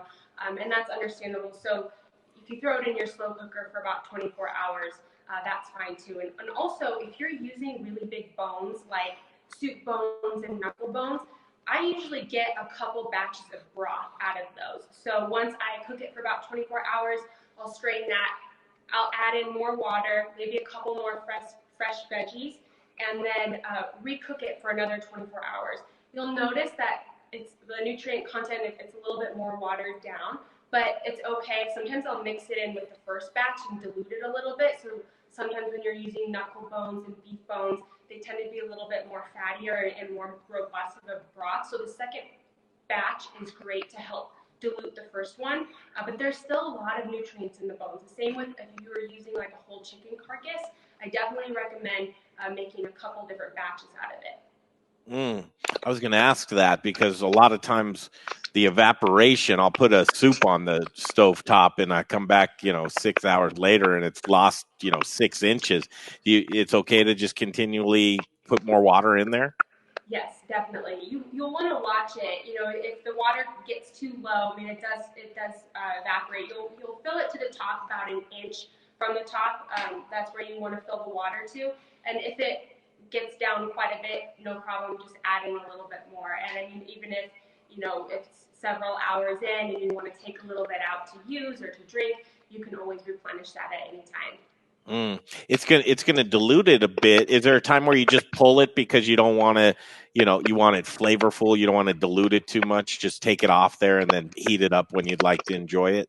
Yeah, so I think that you can definitely cook it too long. I think beyond, 42 hours or so, 48 hours, it doesn't taste as great. So anywhere between that, day to day and a half mark, 2 days is going to yield the best broth. Mm-hmm. So everybody's doing live streams right now, Carley. I'm hoping you are. What are you doing to stay connected with your audience that needs you so much right now? I'm just trying to put out helpful information when I can, helpful recipes and articles and information. But I try not to bombard people because I think in the same sense, we're so overstimulated. And I think this is a really tough time for a lot of people and stressful. So I try to be mindful of that and not overload them with information. And I just put out my monthly newsletter today, so talking about the immune system and all different kinds of recipes, and just try to be helpful in the best way possible with providing information and recipes that can help get everybody through this. On the live stream, Patricia, who happens to be my mother, Patricia Peterson says, "Do you cook it covered?" Do I cook? The broth covered. Oh, covered. Yes. Yeah, I actually have my lid right here. So I will bring it to a boil and then allow it to simmer, and then I'll put the lid on it when I simmer it. I might crack it a little bit so some of the heat can escape and it doesn't boil over, but I do put a lid on it when I cook it, yes. That should retain some of the moisture too, shouldn't it, Carley? Yes. It absolutely does. Sweet. Okay, we're going to look through around your house a little bit right now, don't you? You are? Actually, this might be a good time. Guess what just came right before I went on? What? Field to Fork CSA. No doubt. All right. So we can do an unboxing if you guys. First of all, tell people that those that don't know who Field to Fork are. They're your neighbors, but in Palisade. Yes. So Field to Fork is an incredible farm here in Palisade, Colorado, on the western slope, and they just do an unbelievable job. I mean, their commitment to organic and sustainability is really unparalleled. They care so much about the farm and growing really great quality food for everybody. So I feel so blessed that they're down the road from me, and I subscribe to their CSA, so I get weekly farm shares from them. And this is actually the very first week of their CSA for the season. So okay, hang on just a second before we open that up. I think it's an important thing when we look at the silver linings right now. It's what is cool is things like this are more viable than ever. These CSAs, and having something like this come to your door in a time like this, where you don't have to navigate and have all of these different touch points. Because we're trying to lessen the outbreak here.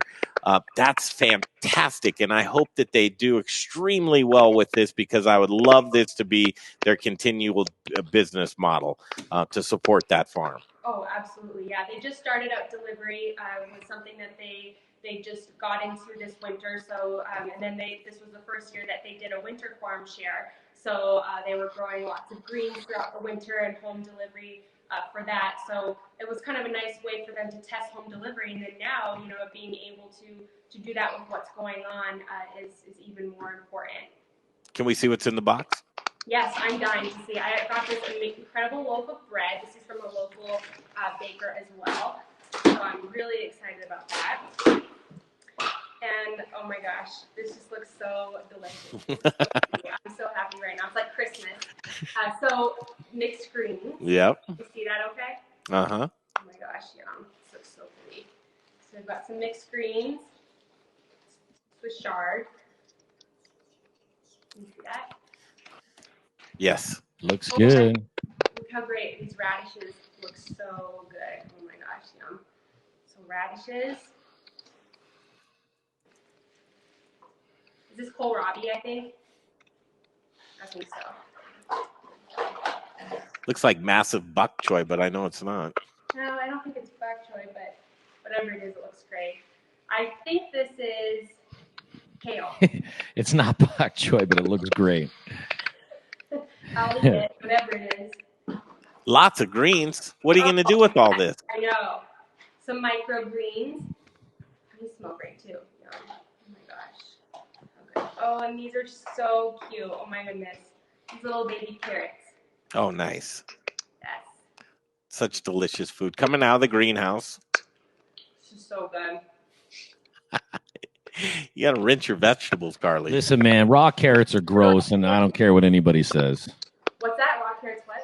Raw carrots are gross. I don't care what anybody says. But until you have them from field to fork, they're so sweet and delicious. It's honestly tastes like candy. All right, Carley, grab your camera, and before we take off out of the Carley Smith house, we want to meet your dog. Oh, he's right here, actually. Marty's not there? He's not far behind. There's Party. There's Party Marty. There's Marty. He's just waiting for something to fall on the floor. It's like, Mom, would you please eat bad food? That's what Marty wants. Show us in your fridge, Carley. Oh my! I have to get. I told you that I had. You had none. In a We long believe time. you. All right. I love this part. Where's the camera facing? All right, no shoes on today, huh, Carley? Okay. Okay. Great. All right. All right, here we go. You were right. Really Woo, Carley, you got nothing. I know. I love I'm it. really embarrassed. It's clean. It is clean, but I told you. I mean, I've What- got my ferments. So. Yes, you do. What's in the bottle? Oh, this is the Red Fox Cellars. They're Oh, local here. Yes, they are. Yeah. Most of what you always have is local, isn't it? Do yes, I try. So yeah. What's in the freezer?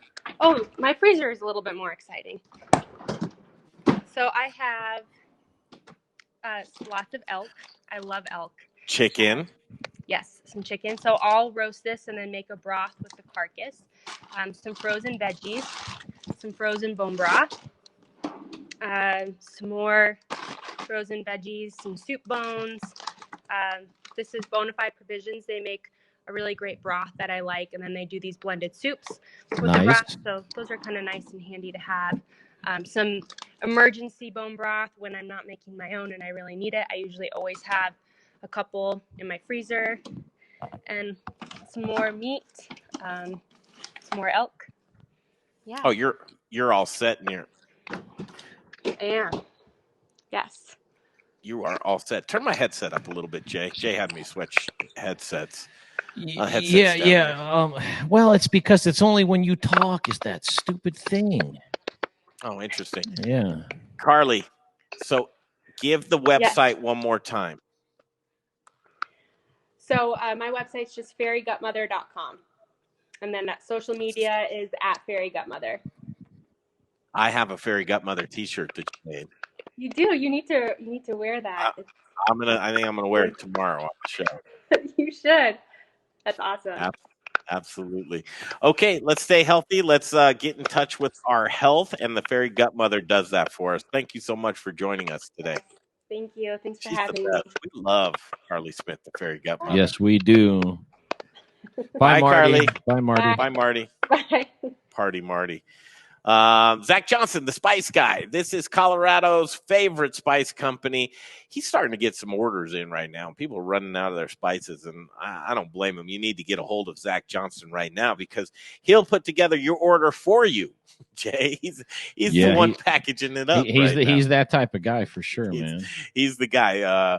Restaurant chefs, home chefs, home cooks. You know the deal.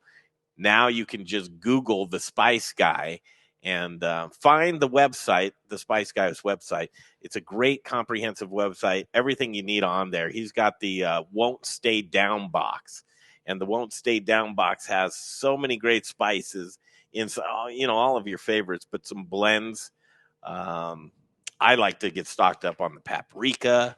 He's got this Korean barbecue rub. It's delicious. Do you have that? I don't have the Korean barbecue one, Oh, but maybe it's, I don't know if it's right there in his box. But I'll tell you what, and I've said this before, man. I use his garlic blend, and I use it on everything. Yeah, so it's like if you're the guy that's like me that just isn't into a bunch of different spices. I mean, you can get anything you want from him, but I use the same. You like the all-in-ones. I use the same thing on it. It's just delicious. I mean, the blend that's in there is delicious. If I was a little bit more advanced in my cooking, then I would obviously mix it up and try just one thing thing and just one thing to accentuate certain foods. But we both know I'm not that guy. This is it. You can re-up your spices, and I think you probably should. The ultimate quarantine spice kit, the won't stay down box. Things are slow right now, but people are still eating, and you need your spices. And Colorado's, well, forget Colorado's, America's favorite spice, the world's favorite spice company, Zach Johnson, the spice guy.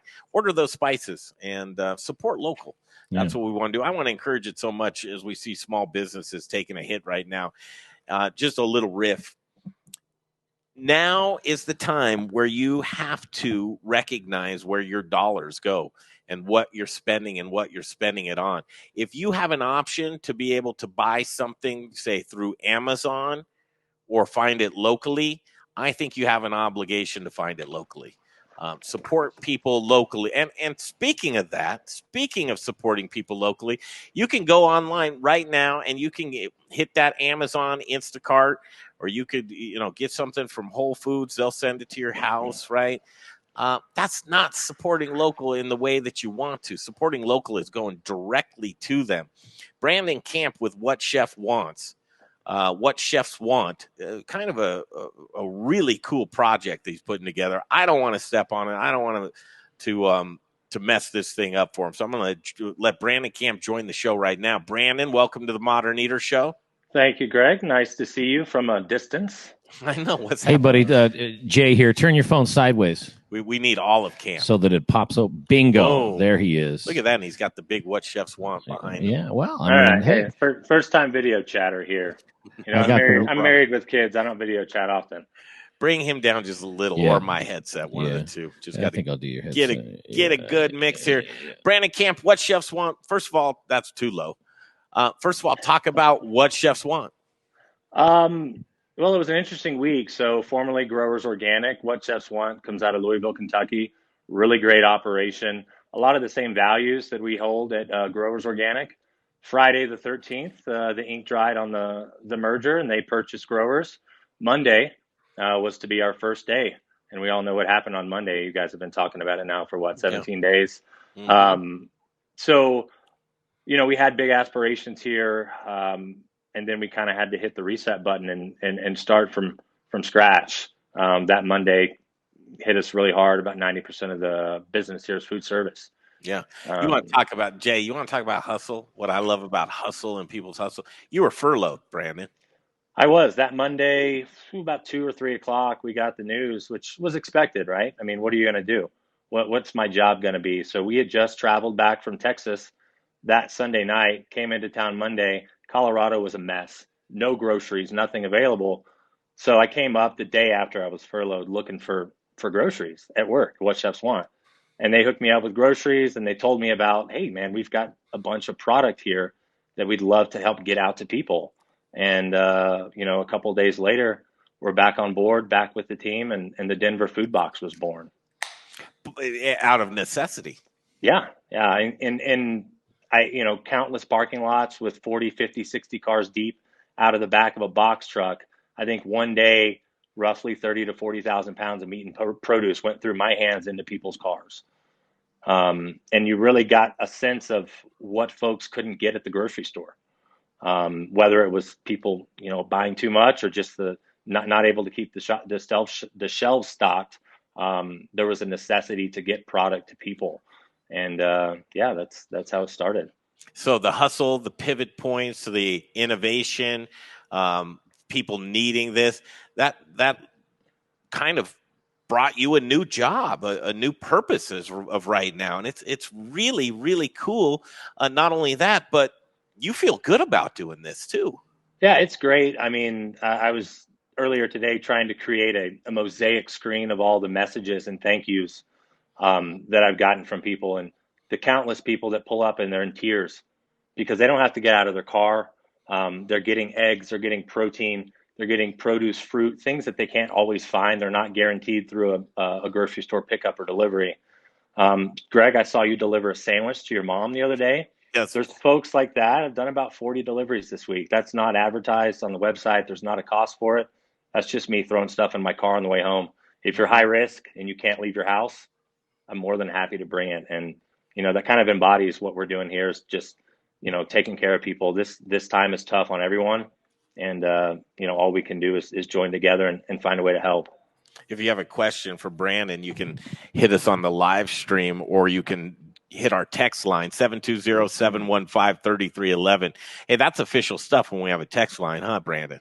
I tell you what, moving on up in the world. 715-3311. It strikes me too when you're bringing all this delicious food together, and we're going to talk about your partners within this box, this chef's box, I guess, home delivery box. But the touch points are a lot less too than going to the grocery store, and you got to get this and who touched that, and all these things come to. The touch points are very minimal with these things. So if you're concerned about that, and I know a lot of people are, these are the types of things that you want to look at because that really lessens the amount of people touching your food. Definitely. We started the commerce the first couple of days. The amount of money that went through my gloved hands was scary. And then I had to give it to someone else, and then they have to do something with it. So What Chefs Want was able to activate an online portal rapidly, and now folks can go online. They can pick veggies only, 1 meat, 2 meats, 3 meats. It's all paid for online. They pull up, I've got the list, gloves, mask, pop the back of your car. It's in your car. You close it and you're on your way. Great segue. How does it work? You gave a little bit of it, but how does it work from beginning to actually getting the food?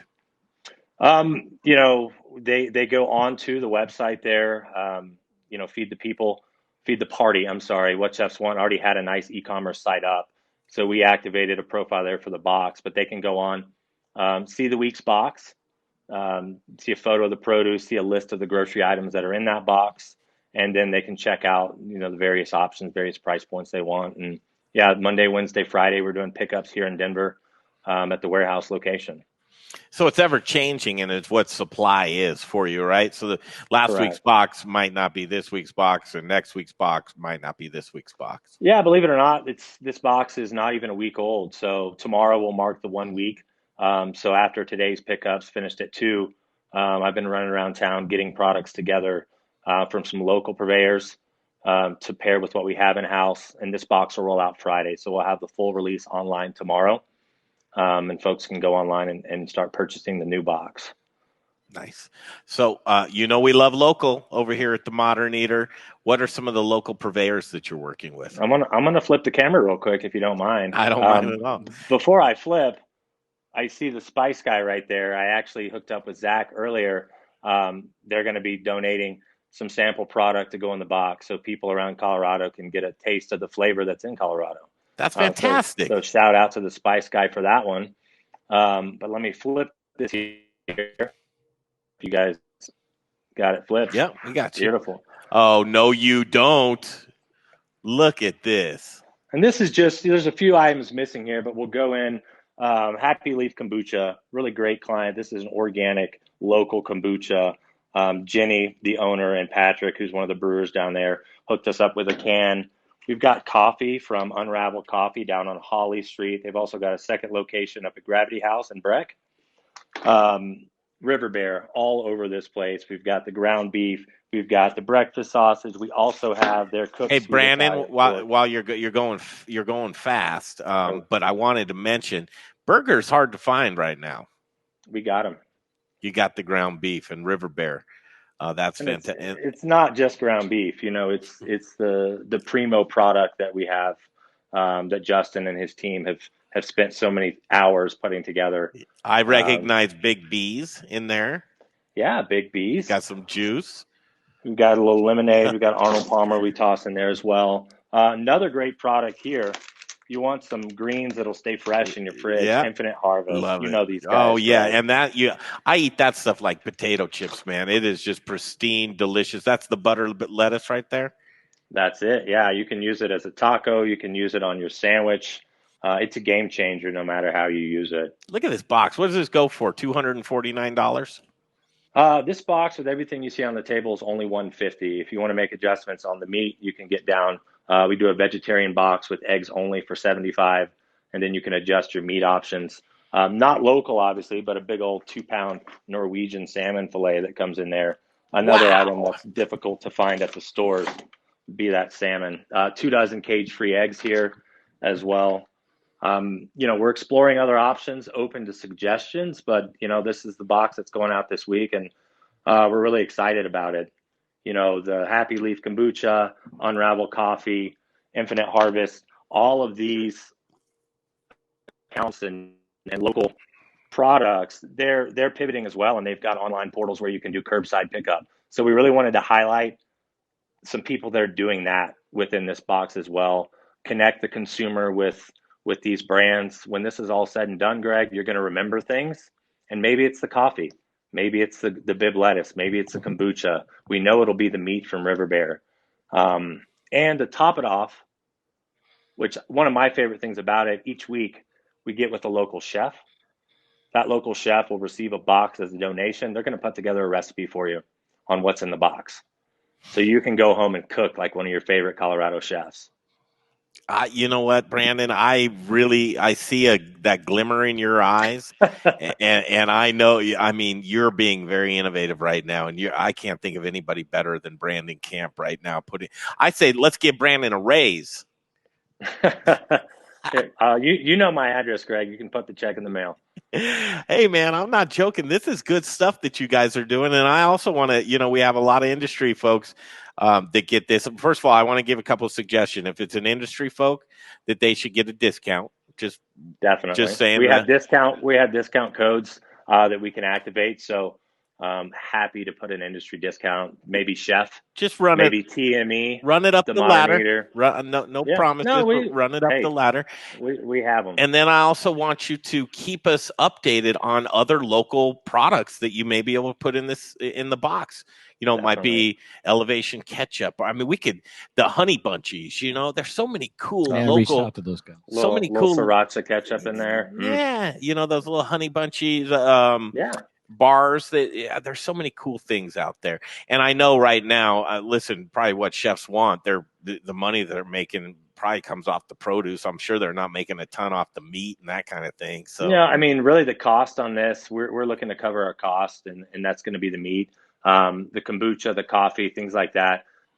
Those are gathered donations really just to highlight the local companies, so the consumers know about them. And maybe you're out to dinner and you see it on the menu when this is all done, and you'll say, hey, you know what? I had that. I know that. I want that. Hey, and that's what we're trying to do. Hey, Brandon, Jay here. You say once a week. You say once a week you're giving a box to a chef. Is that what you said? Yeah. So we're picking a chef each week that's gonna put together a recipe. So when you pick this box up, you will also have, I forgot, Edible Magazine is in this as well. Edible Denver, Fort Collins. Their magazine launch kind of got pushed back due to this whole pandemic. So you're going to get a copy of their first spring magazine, which is great. Justin Brunson, Alex Seidel are highlighted in there. But yeah, back to your question, Jay. The chef will get a box. He's going to go home. He's going to make a recipe or two with it. So when you take the box home, you can make a recipe that chef made, but also it's feeding the chef and his family or her family. That's awesome. If you could, I'm just looking for put some folks on the live stream. So let's chefs, brainstorm, because I think are you going where I'm thinking? I don't know. I'm just. What would be cool is get the box to them. We have the chef unload the box on our live stream and put together that recipe live here, so that we can send out the video with that rather than just the recipe. I think that's great. That'd be fun, right? Hey, man, you're way too calm right now. I've never seen calm Brandon Camp. And let me ask you another question. Who's cutting your hair, dude? Right now, I mean, the struggle is real. I've messaged my hairstylist and I said, hey, name a back alley in Boulder we can meet at. And she says, no, I'm not going to lose my license. So yeah, not happening. It's in about 2 weeks, you're going to see some things. Can we expect you to cut your own hair? Because I would love that. I've been prepping the wife, introduced her to the clippers. She only has to do the back. I can do the sides. But you can do the sides. All right. I think you're going to see a lot of ball caps coming up soon. As a family man, and I know you love your wife and kids, and when you think of nutrition and things like this with the What Chefs Want weekly box, I think that families everywhere can really sleep well knowing that if they get this box, that they're doing a good thing for their family. Yeah, a lot of the things that are on the shelves right now are going to be your packaged goods, and eat fresh. There's still options out there to get fresh food, fresh local food, fresh protein. You don't have to do the packaged goods that are loaded up with preservatives and things like that. We have you covered. A lot of families are splitting this box, Greg. There's a lot of food. I took one home and my wife called me and she said, "What do you want me to do with this?" I said, "Start cooking sausage." Yeah. And throw some in the freezer too, Hey, Jay, we should split a box is what we should do. Yeah, I think you guys should. I'll have to bring one down and let you play with it. Thanks, Brandon. Thanks for joining us on the stream today. You got a lot of friends and family out there. You want to give a shout out to anybody right now that you see's out there killing it? I don't see it on my screen. Just killing it in the streets out here. Yeah, just being innovative, or you want to give a shout out to? I think our team here deserves a shout out for what they're doing. The restaurants that are still open, really good friends with Nick at Under the Sun. They finally they threw in the towel. They were cranking out business in Boulder. But any of the restaurants out there, I heard you guys talking about Kevin and what they're doing down at Zeppelin. Mm-hmm. We've had 2 trucks over there this week and last week to the tune of many, many pallets of donations. What those guys are doing, is amazing. It's more than any of us are doing, myself especially, but being able to help feed those that are out of work right now is a big deal. If you guys know of someone that needs a donation, we're offering food to our restaurant accounts as well. But if you guys personally know of a group that's doing something great, by all means, shoot them our way, because we're happy to help as well. Well, keep that in mind. Maybe we can do a box and send it out there. If somebody who's watching this stream right now, it's like, you know what? I'm hungry. My family's hungry. We're suffering right now. Yeah. Reach out to us, and you can hit that text line, or you can email us, greg@themoderneater.com. But thank you for keeping us in mind for that, Brandon. You're doing great things guys. right now. I appreciate you guys having us on. I know you've been putting in some hours every day. I was trying to watch earlier and took 9 wrong turns while I was driving. Just keep us on in the background. We're getting an app developed here, so you just click that deal and you can. We'll stay with you the whole day. I know you don't want that. Jay. Get after it, Jay. Get on it. Thanks, Brandon. Appreciate you, brother. Guys. See you Have a good soon. one. There he is, Bye. Brandon Camp. What chefs want? What do you think, Jay? You need a box? I could use one for sure. You need a box? Right now I've got some fresh veggies. I wish I'd lived closer to what chefs want, aka growers. I just swing by and do that, but I go a different way, and so I'm doing the supermarket vegetables right now. Now, but I keep it organic. Are you going baby. shopping? Because it's hit and miss in the grocery stores for me. I can't find ginger to save my life. Really? Yeah. Interesting. Yeah, I don't know if that's a thing, like the chicken broth and the toilet paper and that sort of stuff. But I can't find fresh ginger root to save my life. Great show today. Sonia Riggs, we're standing by for her. Colorado Restaurant Association CEO and president, doing a lot of great webinars right now. And webinars, that's the hot thing. Did you buy Zoom stock, Jay? No, you didn't. No, of course you didn't. I know, right? Marika, Evanger. That was cool to kind of take a walk around Zeppelin Station and get acquainted with, some people haven't been to Zeppelin yet and just getting that footing, but they were starting to build up some steam there. And Zeppelin Station is one of those places to where if you haven't been yet, when it is open back up in 40 days, you'll want to take a stop by there because you see that they're doing it right. Juan Padro, he's jumped in the studio 3 times. It's like we've seen Juan Padro more in the past 3 weeks, and just a great all around giving, caring human being. No, he's a great guy. I'm nervous around him. Are you really? I feel like he's my boss. I swear to God, I feel that way. And I'm not saying that to blow smoke up anybody's anything. I feel like when he comes in here, and I'm nervous for Chef Russel when he's on the stream because Juan's here. And I'm waiting for Juan to tell me, clean your desk up a little bit there. And he's got that. He's always cool. Sure. He's always got and the cool would you voice. Do it? Of course I do it. Like I say, man, that guy's an adult. I'm a 43-year-old child that doesn't behave. Yeah, 2 more minutes, Sonia Riggs. Dan Galvagni, Root Shoot Malting. Galvagni. What? Galvagni. Is it Galvagni? Yeah, the G's silent. Really? Mm-hmm. Damn it. The way he said it on the phone today. Help me phonetically spell that. Gal, G-A-L. I can't help you phonetically Bon, spell whatever B-O-N. whatever you want it to be. And an E with draw a long an apple on there if that Dan helps Galvagni. you. Galvagni. Yeah. It's like Galvone. Just let Dan know that I changed the spelling of his name, if you don't mind. He says he's like, it's like lasagna. He goes, you call it Lagagni. He's like, you don't call it lasagna. I go, oh, okay, you got it. And then Dr. Sara Metz, Coach for Counseling. We need her every day, don't we, Jay? I don't know. Starting to open up to her a bit. I mean, I'm just doing me. I don't know about opening up, but there's your mind. Out of all the stuff that we're going through, right?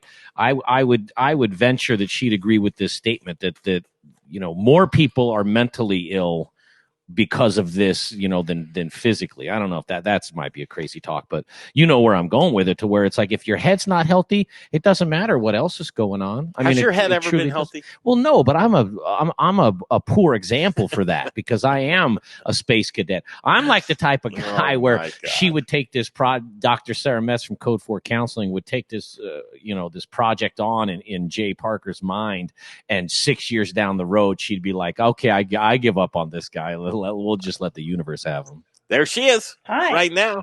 That was fantastic. Yeah, absolutely. We're perfect now. Sonia Riggs, Colorado Restaurant Association President and CEO. She's been super busy. Thank you for your time this afternoon. We'll just jump right in with these killer webinars. I was actually on a webinar with you the other day. I didn't say anything, but I listened. And I love the great information that this Colorado Restaurant Association is putting out. But these webinars, they're becoming a part of people's daily life at this point in time. And I think we're all benefiting from them. Oh, how did your volume just go away, Sonia? we had you. That's the internet, man. So that's weird. You can hear me and I can't hear you, can you? Yeah, just jump out and jump probably back in, the internet. Sonia. Thanks. Yeah, God, I'll tell you what, and because she'll be back in 2 seconds, but there's nothing more frustrating in my life than something like that. Still can't hear you, Sonia. Okay, we're going to ask you, Sonia, if you can hear me, to just restart your phone, and that's the only thing we can think of. Thank you. Sonia Riggs will be back with us.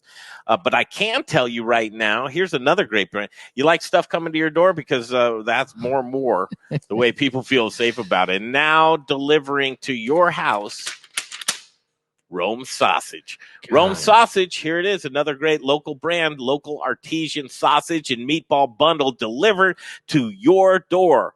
Order online at romesausage.com, ROMESAUSAGE, romesausage.com, or Google it. $60 bundle includes 10 pounds of assorted meats, Jay. Gosh, can you read that? Yeah, and we have a bunch of Rome sausage down here ready to go for chefs when they come in. I had some the other night. Well, I know. I want to steal it all and take it home. I added it to a pizza. When was the last time you had a homemade delicious sausage pizza? Probably never. But I had a homemade delicious sausage and penne pasta. I told you about that. Breakfast sausage, breakfast links, Italian meatballs, jalapeno cheddar brats. If I say jalapeno cheddar brats and you don't start to get hungry, there's a problem with you, and I won't trust you. Bratwurst, chicken apple sausage, Italian sausage, green chili sausage, chorizo, and hot Polish kielbasa. RomeSausage.com. 303-296-7663. I'd call that number just to talk to Chris Johnson and get some sausage jokes. I'll bet you if you call this number right now, 303-296-7663, and you just want a sausage joke, I bet you he'll lay one on you if he answers the phone. Yeah. Well, I mean, right there, that's the joke right there. He'll lay one on you. You don't even have to call. You got it already. He will lay one on you. Stand by for Sonia Riggs, Colorado Restaurant Association. She's great. And then Dan Galvagni. Root Shoot Malting. Root Shoot Malting. You know what they do? Do you know what malting is? Yeah, it's malting is the cooking of the what's the other thing? You tell me. The barley. Right? They roast, isn't it? Don't they roast it technically? Well, they malt it, but it's cooking. That's what we'll ask Dan. You cook the barley. Clear this up for us. And Dr. Sara Metz, of course. Here's the deal. Lots of great guests. We're going to continue, much to your dismay, probably, Jay, but this Monday through Friday, it's sticking. I don't think we're going to go away from this format anytime soon. So it is Wednesday, March 32nd, Jay. Mm-hmm. No April Fools. No April. We are not going to stake claim to April at all. Oh, I didn't know we were going. No, we're going. It'll be March 45th. It'll be that we won't even mention April past today. I mean, I get it today for the joke of April Fool, but what's the purpose of not because saying we want April? May 11th to come quick. Well, yeah, but and I love April. I think April showers bring May flowers. But I think it would make more sense to go through April so it'll be faster. If you get into March 40th, that's going to feel like an eternity. April. Well, then you're like, I'm getting to April, not May. I mean, I kind of see what you're doing in a roundabout way. It's day 7. You don't see what I'm doing. Well, it's day 17 out of 57 days shut down restaurants, dining rooms, and bars. Your favorite bars. What's your favorite bar, Jay? I don't drink alcohol, so I don't really have. Oh, we have audio. Oh, yeah. Oh, my goodness. And gracious. The picture's perfect. We'll just take it while we can, right? Great. Webinars is where we left off. I've been getting great information. It seems to be a daily part of our lives, but the Colorado Restaurant Association doing more and more of them, and I understand one of our favorites. Sorry, hold on 1 second. One second. I've got to. Sure. My husband and son with autism are. You're fine. Absolutely. Well, I mean, you know. Wait, she's doing a little housekeeping. Like everybody's juggling like their family life and their work life, and people are working from home. Yeah. And she's one of the hardest working people right now that you can ever possibly come across. Without a doubt. Real life. Aiden. Okay, we're back. We muted all that. So we were just talking about how, everybody's juggling their work and their family life, and a lot of people working from home, and that's normal. Let's just get to work here. No problem. Okay, so webinars are happening frequently, right? They are. We've been doing them daily, actually. And the National Restaurant Association is doing one as well tomorrow, which we're going to be sending out tonight. But so far, what we've done this week is on Monday, we did a webinar with the firm Messner and Reeves on renters' rights during the COVID-19 outbreak and how to negotiate with your landlords to try to get things, waived temporarily or kind of drawn out so you don't have to. Go ahead. Can we pause there? Because here it is. Today is March 32nd, otherwise known as April 1st. Right. It's rent day. Was there any takeaway, just a quick takeaway or a way to refer? So do you record your webinars? We do. We record all of them. We're also putting together Q&As for every single one of them. And then we are, so those will all be posted on our website. So, and basically anything you need. So it's a written transcript along with the Q&A where we're working with the law firm on that to approve, frequently asked questions. And then you can listen to it if you missed it. You can listen to the entire thing. So all of that's on our website. Cool. But what the key takeaway that I took away from that one was basically first, make sure you understand what your lease says, right? What's included. If you have any specific clauses in there that you need to be aware of as far as whether when you can't pay or if something comes up, right? So make sure you're aware of what it says before you try to negotiate. Second of all, think about maybe talking to them in a casual way prior to necessarily talking to an attorney. You may need to work with an attorney, but they said step one, maybe call them and talk to them and find out if they're willing to just work with you. But if you agree to anything with them, make sure you put it in writing, because oftentimes in your lease agreement, it will say no official changes are made unless both parties agree to it in writing. So that was my key takeaway. Yeah, so don't go to your landlord and start freaking out right away with demands. Talk to them like a person. They're people too. Exactly. And remember, a lot of times your landlords, just because you can't pay, they won't be able to pay. And the ripple effect. So everybody has to have that compassion all the way down the line, and communication is key right now, because trust me, people would much rather have a great tenant that's struggling right now than the proposition of having an empty space and no tenant for months and months to come. Exactly. Yep. Cool. Okay, so that's one that we're covering. A next webinar? Next one on yesterday was about the CARES Act. Again, we had the firm Messner and Reeves, who's a part of our Legal Resource Center, trying to get through it as simply as they can. And I really appreciate it. This was actually the best one I had seen so far on just kind of walking us through what it means.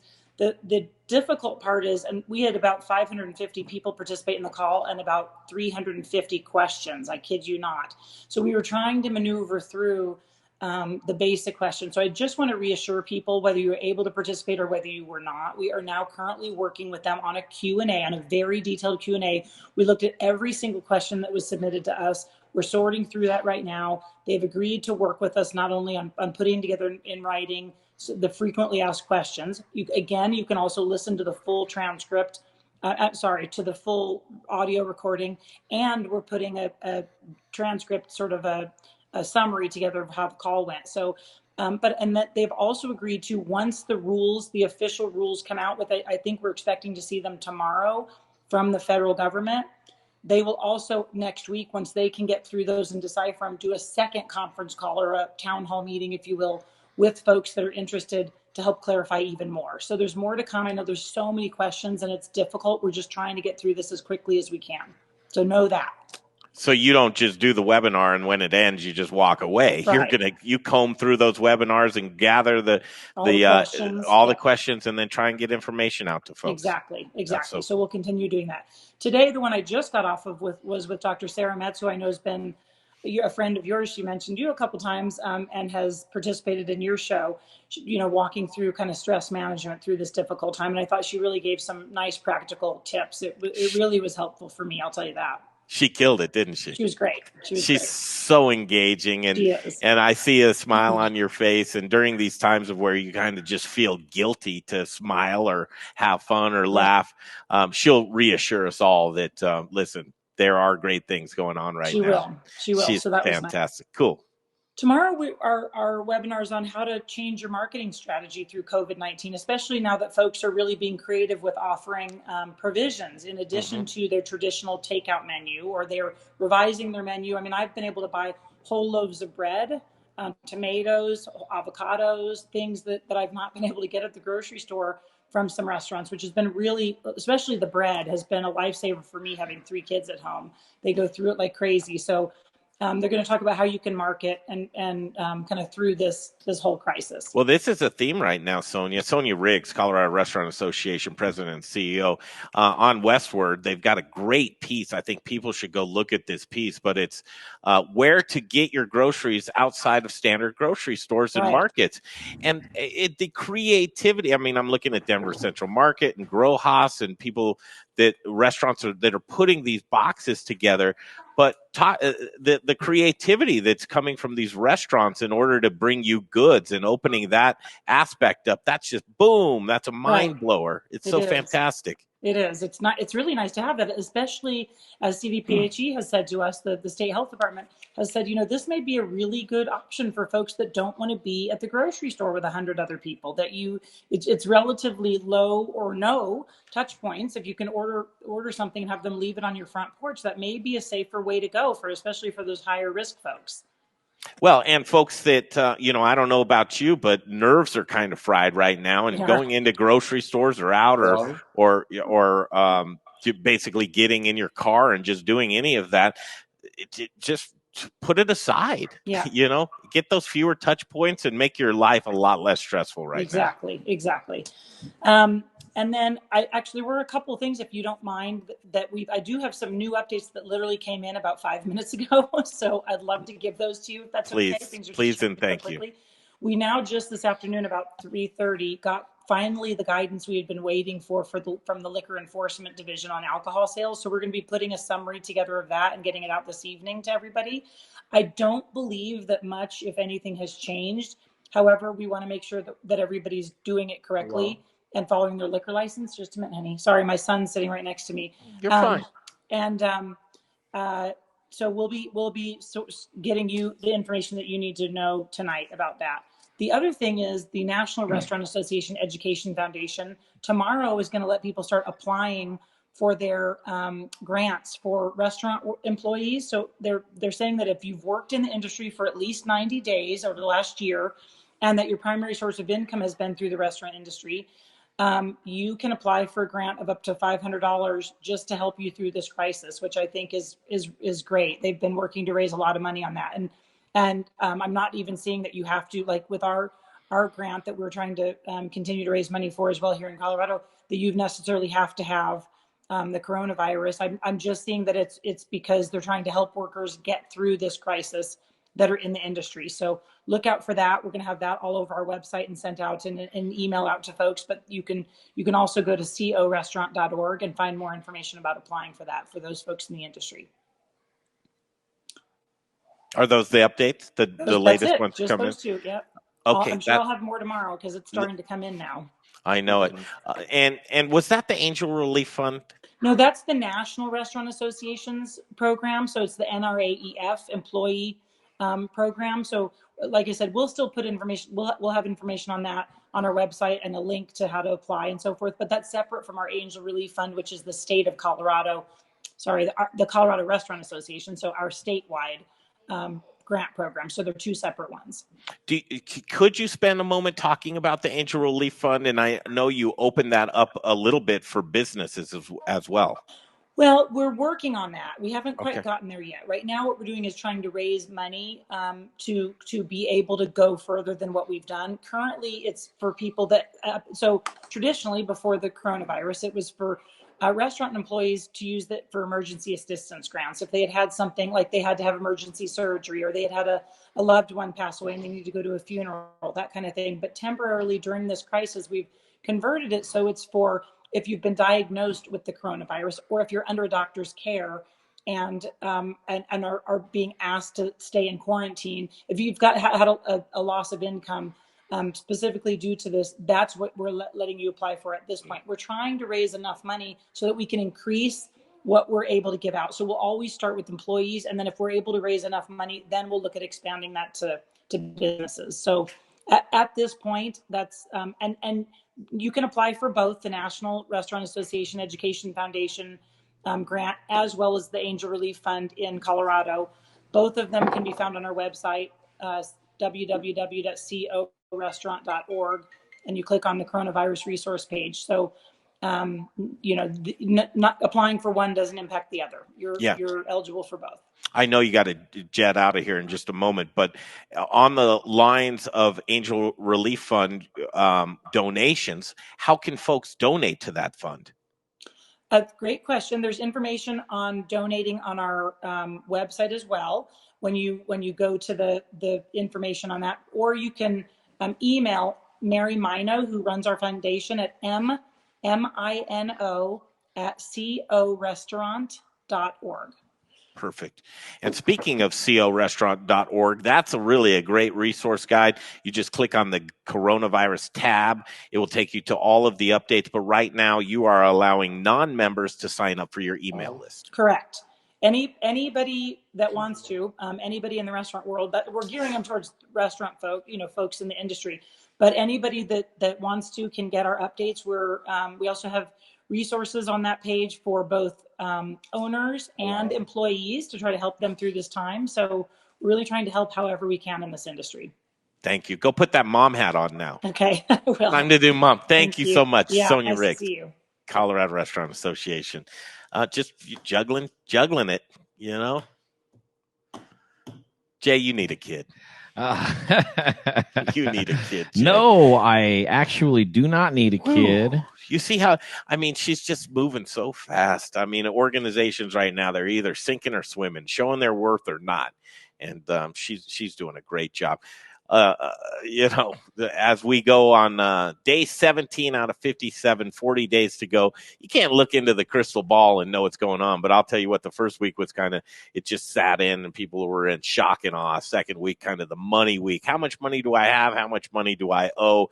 And this week, I'm a firm believer. Talked to Richie Snyder about this earlier on this morning. But now's the time where it's time to prune your branches, Jay. What does that mean to you? Prune my branches. That would mean to me that just get everything in order. Well, if you haven't take the downtime to to clean up your messes, as it were. So your tree, you want a nice healthy tree, right? And if you have a lot of branches and some of them aren't as flourished as others, and they're just taking the nutrients or the nutrition out of your tree, it's time to prune it. And getting lean and mean and trimming that fat or branches, if you will, is what people are faced with right now. And business is probably not going to resemble, for a lot of folks, what it resembled pre-coronavirus. Post-coronavirus, it's going to look a lot different. In 40 days from now, when Sonia Riggs laid on to me that 14% of restaurants as we know it, if they're not reopened within 30 days, which in Denver, that won't be the case, that 14% will shutter their doors. Now, I don't know what this says about me, but considering like how devastating this has been to the restaurant industry, 14% sounds like a low number to me. And I mean, I know that somebody might take that the wrong way, but I know that that's a ton of restaurants, but it still seems with my brain that I wouldn't be surprised if that number is a little bit higher. Well, and so take this with a grain of salt, or however you will. People look at the coronavirus numbers and the fatalities that come from coronavirus. A lot of those folks had underlying health conditions that are lumped into that. So they were probably going to perish or pass away anyway. Just like the restaurant industry, there were a lot of folks probably in hurting or dire straits to where they probably would have closed, but this really helped it along a lot quicker. Yeah, and it that sucks too. Yeah, I mean, the whole thing sucks. And such is life, right? And such is whoever coined the expression, life is and then you die. They had a pretty good handle on things. We've got some new sponsors that are going to be coming on, Jay. Lay it on me. New sponsors. Well, I can't release that yet, but I can tell you about our existing sponsors who treat us so well, and we love them, and it's all about community. If you want to know how to support folks in this time of need, buy local. That's it. That's right. No more, man. Just if you got dollars, make sense of it. Make sense of your dollars, Jay. If it don't make dollars, it don't make sense. And it's so true right now to where if you got $5 and you can spend it locally, do it. Just go out of your way to do it. Proud Souls Barbecue and Provisions. What do you call these guys? The gurus of barbecuing. I call them something different every time, apparently. Yes, you do. They are the gurus. Gurus is a good word for it. Barbecue Roos. Man, they just do good stuff. And if you're on our live stream right now, you're watching the video of the good stuff that they do. Are you throwing that on there? Yeah. Like everybody else, they're pivoting. But free local delivery service, that seems to be kind of what folks are trying to do right now to get their products out there. This includes all supplies required for your home grilling and barbecue needs. Now, listen, there's a lot of guys who are spending a lot of times with their family, and their family probably told the guy to go outside and don't come back in until it's dark. Which you wouldn't even mind if you have a great grill or a smoker, right? Guys don't mind staring at fire all day long. Proud Souls Barbecue and Provisions. Here's their website. It's proudsoulsbbq.com. Yeah. Look it up online. Check out what they have. But meats, pellets, charcoal, woods, seasoning, sauces, grills, and accessories. All you have to do is give them a call. You can pick it up at their location on Colfax, Federal, 25th and Federal. Pick it up at their location. They'll have it all ready to go for you.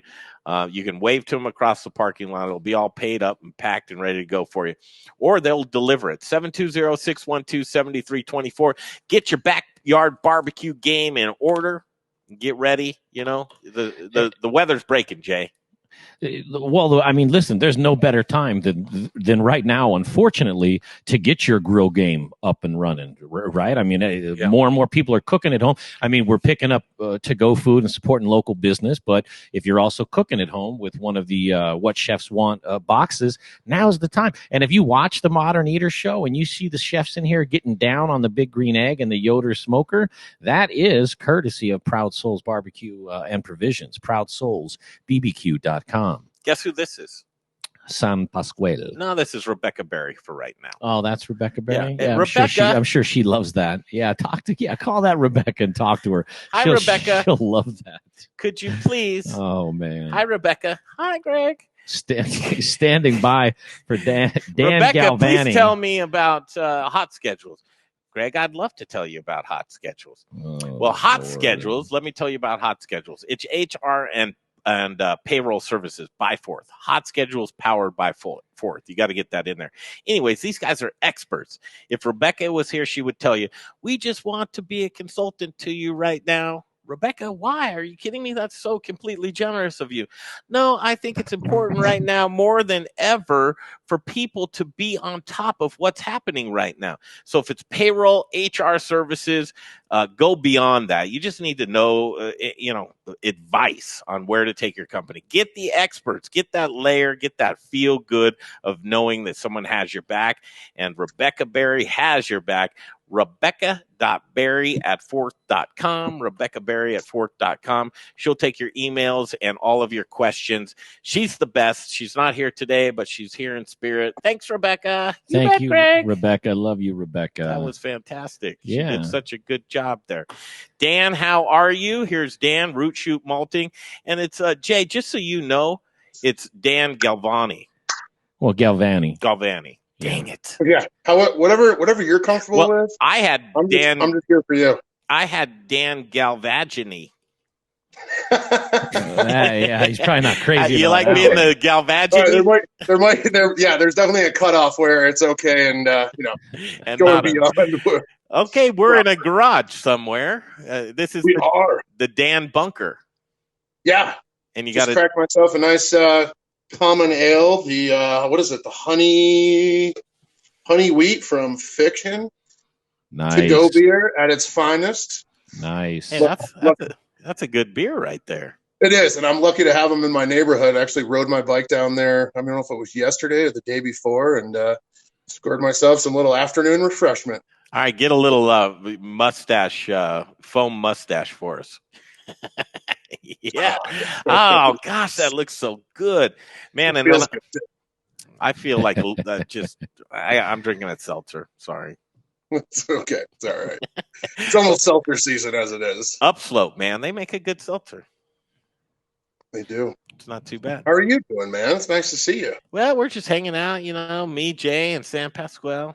Hey, listen. Hey, Dan, it's Jay. You can't see me, but I'm right behind the camera that you're looking at. At first blush, man, if you just turned on this stream right now, I guarantee you that 100 out of 100 people are getting ready to see this guy in the shot make a workbench out of something. You know what I mean? I mean, you are just emanating man right now. That's and I right. hope Dude, tool time all the time. I actually, that's right. Yeah, I just finished up. I had a guy come through and aerate my yard, and I followed with some springtime fertilizer, and then gave it a little, got the hose out, gave it a wet down. So, yeah, man, keeping busy under the stay-at-home sanction. Yes. Yeah. Keep you on the phone, on the computer, but also busy in the backyard in the garage. Yeah, shelter in place. We were actually just doing a live for Proud Soul Barbecues for all the guys that aren't allowed to go inside. You look like the guy that's not allowed to go inside right now. They didn't even allow me before the stay at home, so yeah, I'd have to agree with you there. What are we doing in the garage, my man? We're actually just getting away. We've got the wife works for CU's business school. She's a grad advisor, so she actually has a video conference that she's on. And then we also have, I think you guys we've had him on the show before. We were at Liberati's. The young Connor Galvagni is still taking his afternoon nap. So I figured with my loud, boisterous voice, it's probably best for everyone in the house for me to get out of the house. And yeah, this looks like a good sanctuary. He just wants to go out in the garage and chug a beer. That's all. It's true. To be honest. So Root Shoot Malting, man. First of all, for folks that don't know, talk about Root Shoot. Yeah, so Root Shoot Malting, local family farm, 5 generations. Todd Olander, his father Steve, still farm today, and both Steve and Todd were born on the farm, or in the area, and they kind of sat back and said, with commodity prices for barley, wheat, corn, you name it, kind of tanking and just not being as lucrative, what does the small family farmer do to exist and pass the tradition on to the next generation? So Todd and his wife Emily began doing the research, and they were huge craft beer fans. And they kind of asked around and said, hey, if we were going to grow barley for ourselves and malt it, would you guys be interested in buying it? And everyone got really excited, saying, yeah, who doesn't want to support a local farmer? And we've been able to produce some pretty high-end quality malt that definitely fits with what a craft brewer needs as far as quality and consistency. So yeah, we work with about 100 different breweries throughout Colorado. We supply another 20 distilleries with raw grains and malted grains, and it's pretty awesome. We produce on the farm. The Loveland is where the malt house is.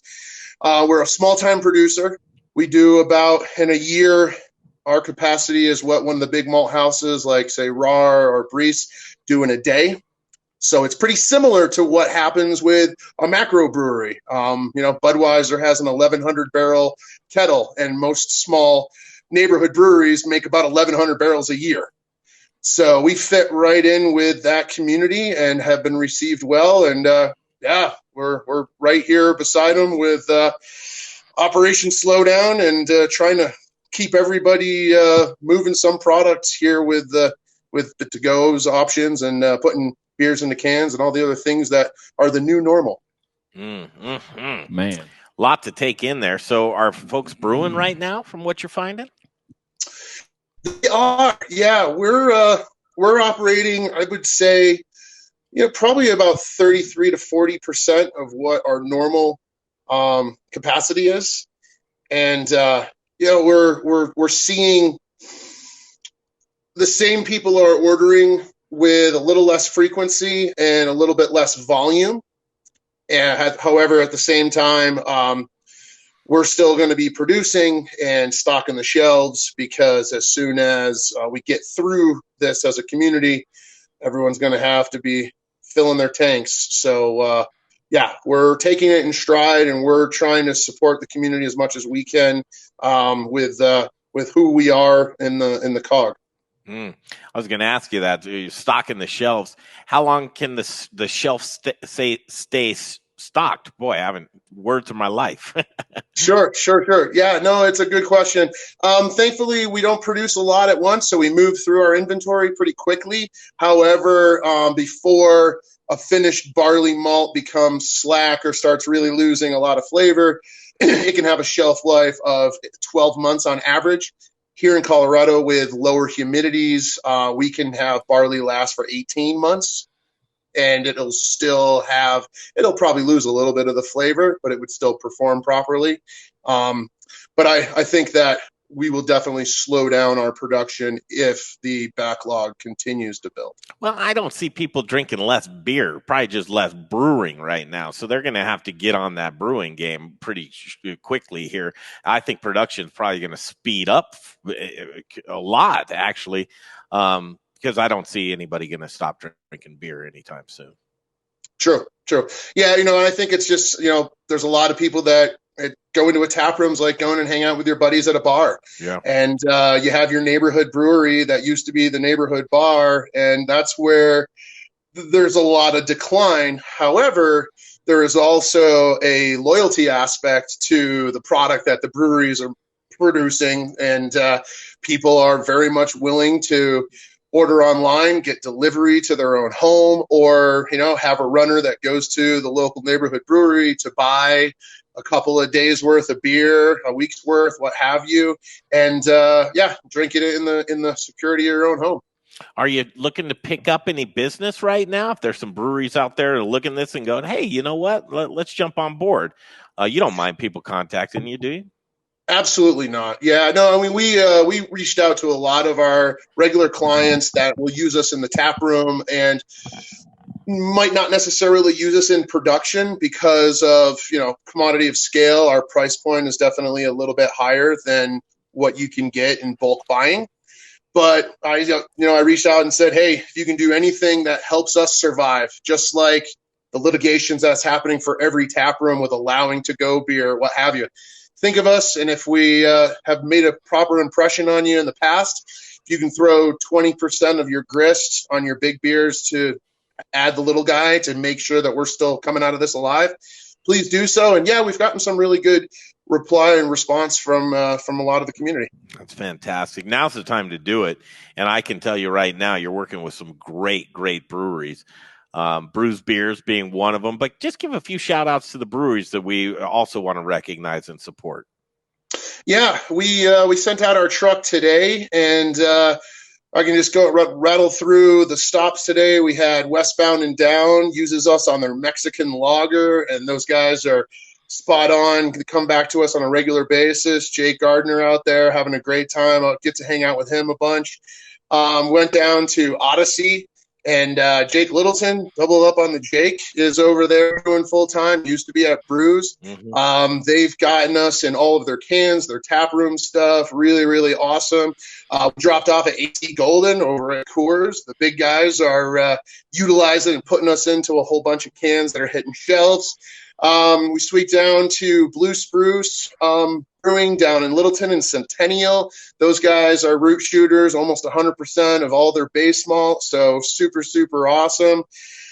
Let's see who else. I know True Brewing got a delivery last week. We went over to the boys at Launchpad Brewing over in Aurora. Yeah. We just won the most popularity contest for the best brewery in Denver. Cheers to those boys. Ursula Brewing, we got a drop at. We stopped in at Station 26 today. And then our truck was also filled with a lot of, I don't know if I talked to Jay about this or you about it, Greg, but we are donating milled raw corn to a number of distilleries that are going to be doing their fermentation and distillation, capturing the ethanol and turning it into hand sanitizer to go along with our first responders and going to some of the nursing homes and retirement homes and communities that are being hit by products not being on shelves. Wow. So you're not doing anything at all, is what you're saying. No, man, I've just been sitting in the garage drinking beers all week. I mean, it's been quite boring. You're doing it, man. This is how a community, and we all support each other, but you just went down the list of probably one of your favorite breweries in there, but consistency, deliciousness. Here it is. This is the beginning. This is where it all starts, and the faces behind Root Shoot. Emily is great. Just that whole family. I miss seeing all of you guys, but we will again, right? We will. And, thankfully this is the time of year where Todd's been chewing at the bit as a farmer for the last couple of months of, looking at all the equipment, making sure that the tractors, the combine, everything is set up for seed in the ground. We got our barley in, I believe about 2 or 3 weeks ago now, and it's already chitting and it's already coming up. So that's been really awesome. And talking to Todd earlier, it's either today or yesterday, he was getting out and trying to get some tractor hours out on the field just to kind of get everything ready because corn planting is going to be coming up pretty soon. Real soon, yeah. Yeah. This is the time of year where it might be downtime when it comes to, staying away and suppressing this virus so that we can have the medical facilities and the hospital beds for all the folks that are going to need respirators and what have you.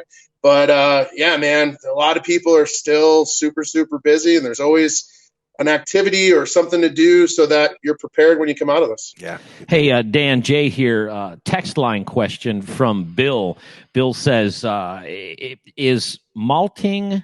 I'm sorry, hold on. What is malting, and do breweries and distilleries use it the same way? ? Good question. Fantastic question.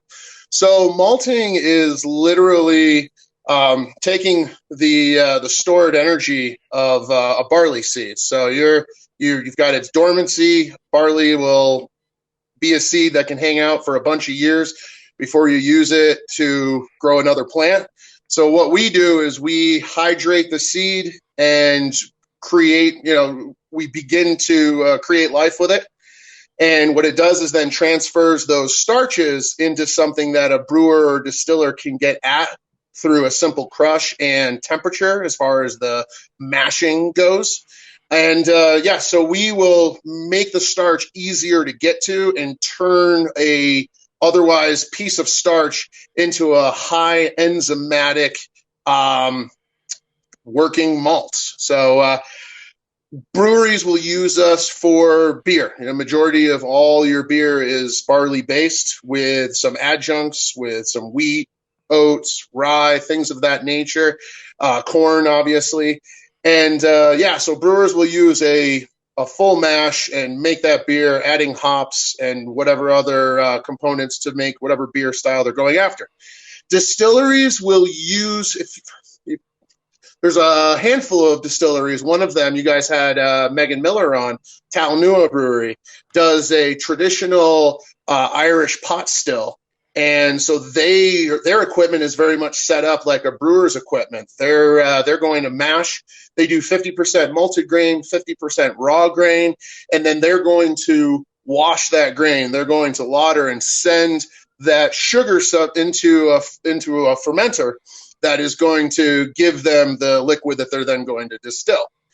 A lot of other distillers, majority what they use is raw grains. They'll have 20% of their grain be malted grain for some of the enzymes that are going to convert things like corn and rye, and they're raw. Like corn has a lot of starch, but it doesn't have any enzymes. So you need to add enzymes, and enzymes are literally breaking down those long, complex chains and turning it into simple glucose. The yeast eats the glucose, produces alcohol, and we consume it. Well, there you go. There's a test on that later. Yeah, no kidding. It's a big question. Wow, Yeah, that yeah. is a big. Well, you question. did a great fantastic job. How much more of that beer you have left? No, thankfully, this is my second one, so I'm able to just flow with it. Well, this is a one beer interview. That's why we're making sure we don't leave you until that's. Oh no, there's a beer fridge right behind me. That thing is stocked to the gill. Hey, let's see the stickers on that fridge. I was going to say, grab your phone and let's go see what's in that fridge. Oh, let's do the tour. Yeah, sure. You know we're big. So we got Thomas and friends on the ground here. The little boys playing inside today. But yeah, this is a good old beer fridge, man. This thing's been going for a bunch of years. Looks like what do you have against people from Massachusetts? We do, yeah. So I'm originally, a little bit of mass hole happening there. Give me a quick second. There we go. Man, this is good. But yeah, so we got this one. This is like a professional beer fridge. It's got the whole front side of it been filled.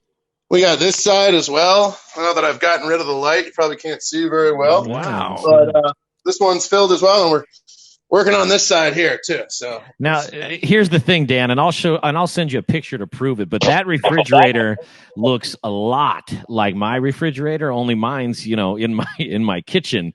That traditionally it's a garage sticker refrigerator that makes sense, but because I have nobody else in my life, I just do it to the one in the house. Now, Dan, you went way too fast with that. That was way too fast. Okay, we wanted to see. So just hang on a second here. This is what we want to do. First of all, have you visited every single one of those breweries that's on the fridge there? Wow, that's a really good question. I would have to say, man, it's got to be 80 or 90%. Really? Okay. Yeah, I think there's some no, I'd even say 90%. There's some that I just kind of picked up a sticker here and there if I was at like the craft brewers conference or what have you, but no, man, that's those are all takeaways from visiting a brewery, and I think that fridge is probably, let's see, how long's my marriage lasted so far? It lasted so far. Going on 14 years. Yeah. Probably 13 years old right now. It's such a kicker. Keep talking like that. It'll be 13 years in a day. Like I said, I'm in the garage. She's in the house. That's right. Nobody's watching this, right? No, nobody. Absolutely not. So here we go. What's your now? It's not favorite brewery, but what's your favorite sticker on that fridge? And show it to us. Favorite sticker on this fridge? That's a great question. Let me think about that while I do ponder. I mean, just your favorite so sticker. I've been Like my first job at a brewery was in 1996. I started working at Old Saddleback Brewing Company years ago, and my father was a home brewer, and we were, stealing beers from the old man when they were all, European style beers. So we really started getting into beer at a very early age. So a lot of the Massachusetts and Vermont breweries were very near and dear to my heart. But I got to give a shout out. Gosh, there's a lot of them. I want to give one shout out to Bozeman Brewing, which can't really see if you can see it. Let's see. Yeah, right there, the Bozone. Yeah. This one right here is one of my favorite. My buddy Bill Hyland and I met as backpackers in 1998 on the Long Trail, which is the state of Vermont. We're still buddies today. He's the master brewer up at Bozeman Brewing, and literally he's purchased root from us a couple times to make a couple of batches of beer. I think the Take a Hike, the old Long Trail in Vermont, is definitely one of my faves for sure. Gosh, you got a lot, and that's like picking a kid. Yeah. Look at that. You got Ska Brewing front and center. So many fun stickers on there. Avery, just go down the line. Some Telluride, you can see the noticeable ones, and I love the one-offs. I love the ones that you just never would hear about unless you had somebody like Dan telling you. Mm-hmm. Dan, listen, next time we meet up, I'm coming to your garage, man. That's it. Dude, that's it, Greg. I'll stock up. I'll put some burgers on the grill, a couple of brats as well. Get the smoker going for some ribs. We'll have a good-ass time. Looks like the place to be. There he is, Dan, Root Shoot Malting, man. Support local and support Root Shoot, you guys, you brewers out there that haven't been using them. Give them a look. These guys are knowledgeable, fun, classy. Mm-hmm. They're the people you want to do business with. Thanks, Dan. Appreciate that, boys. Good on you. Thanks for having me on the show, as always. And Greg, Rick, Jay, look forward to hanging out and having a beer with you soon enough. We'll see you soon. There he is. Cheers, guys. Dan.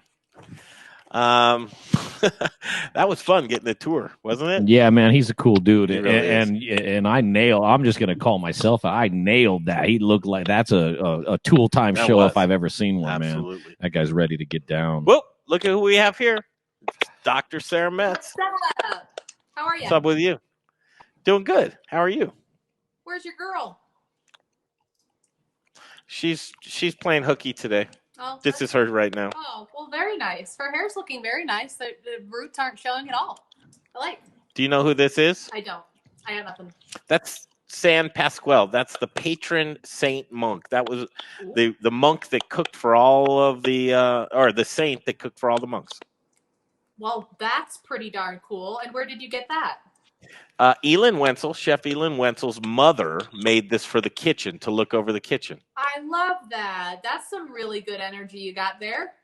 Very good energy. That's so I've been talking to San Pasquale today as it was Rebecca. So anytime I had defer to Rebecca, San Pasquale's filled in. Not bad. And Jay's got your back too. Yes. He's here. No. He's here. I'm behind the camera, so you'll just have to figure it out. So yesterday you had great audio. Now you're back to whatever in the hell this is. Really? What happened? You had where's Nick with the earpieces? Yeah, but they don't work on this thing. Really? They don't work on that. We got to get this all tuned up for you. Yeah. But I can still hear you, and we're fine. All right. But I just like you being crisp and clear. You did a webinar today. We did do a webinar today. That was actually my very first ever webinar. Really? So I had no idea how it went. It might have completely stunk. Who knows? Well, Sonia Riggs was on. She said you killed it. If Sonia says it was good, I feel much better about that. You get Dr. Baby Yoda joins us, Dr. Sara Metz. You've got your Baby Yoda in your hand. I actually have two things. I have What? Baby Yoda, and he also made me a coronavirus model. Weird. It's very weird. I'm very attached to it. This thing is cool. Not as cool if it's in my lungs, but How is he getting these items to you? he dropped them off at my front door. So you have to tell me, is he actually a serial killer? Is this going to end badly for me? Is it Dave Avery? It is Dave Avery. Oh, he's a serial killer. And Wait till- put it out there so you all know. Yeah. Wait till he Wait till he climbs on your roof and starts throwing that stuff down the chimney. Yeah. Or wait until you get a real life 3D printer image of yourself, and he asks you for your own hair to put on it. Yeah, Dave, challenge accepted. That's your next. Yeah, I want that for tomorrow. Are you recording these webinars? I'm not. I should. Oh, well, they did. They did record it. I don't know where it goes from here, but they have a recording. I think it'll be available on the website. But where? Kind of give us a feel. Where did you take people? Where did they take you? You know, that was the bummer. So we just did audio out, so we didn't get to interact this time around. So I think hopefully in the future we'll get to do some where they can kind of interact a little bit more.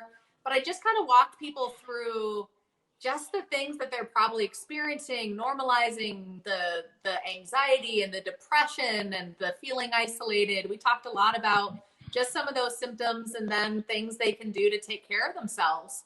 I think the biggest thing that we want is for people to find those sources of positive energy, the people and the activities that give them that positive boost.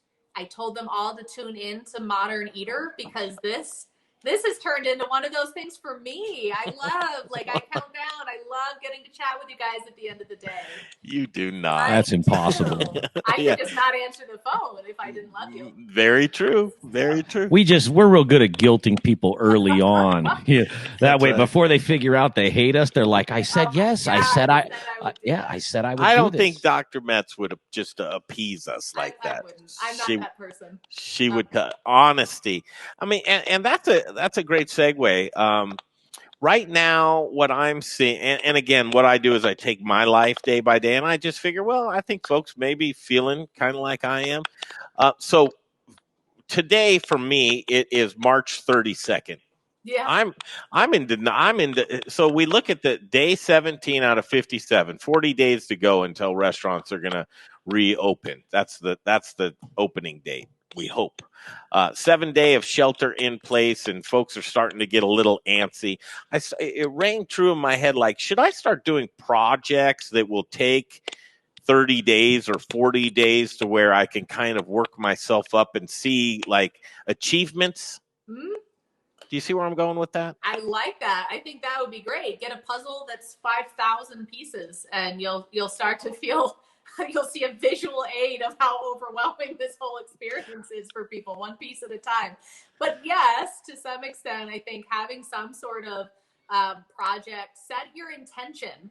We talk about setting your intention for the day. At the beginning of the day, what is your intention for today? What do you want to accomplish in a task way, but also in an energy way? Like, what do you want to put out into the world in terms of energy? Be very intentional about that.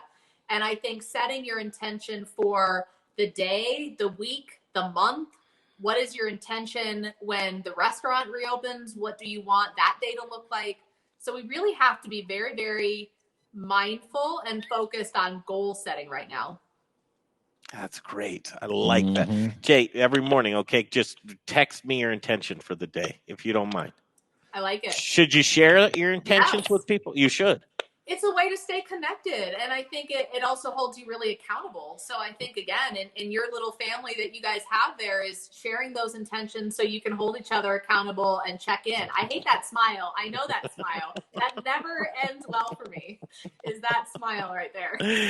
Yeah, okay. Mr. Nick, you know Nick, don't you? Okay. I might have met him, yeah. He says, oh, God, no. She makes me do puzzles so she can glue them together and hang them on the wall. We have done that. I have how many pieces was that, Nick? It was at least 1,000 piece puzzle that is now hung on the wall. And we actually visited the place that the puzzle is. I'm that nerdy. Do you put it? It's bad. So you have a Velvet Elvis then. That's going to be the next one. No, it's in Italy. We did a puzzle of Cinque Terre in Italy. That's horribly butchered the way I said it. But there are these 5 little towns in Italy, and we bought a puzzle, and we did the puzzle, and then we found that exact location when we visited. I think that's cool, Nick.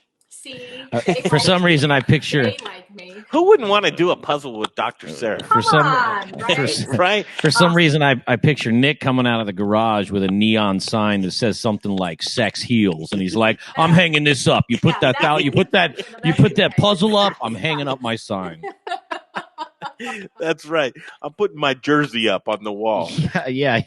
I'm wearing my Letterman jacket to the next dinner we go to, and you can't say nothing about it. Yeah. He's a Seahawks fan, so he would wear a Seahawks jersey. Yeah. Nice. Boy, they have the worst, ugliest colors in the NFL. I actually kind of like their colors. The neon green? No, neon green and blue. I don't know. It's not bad. It's different. That's for sure. It is different.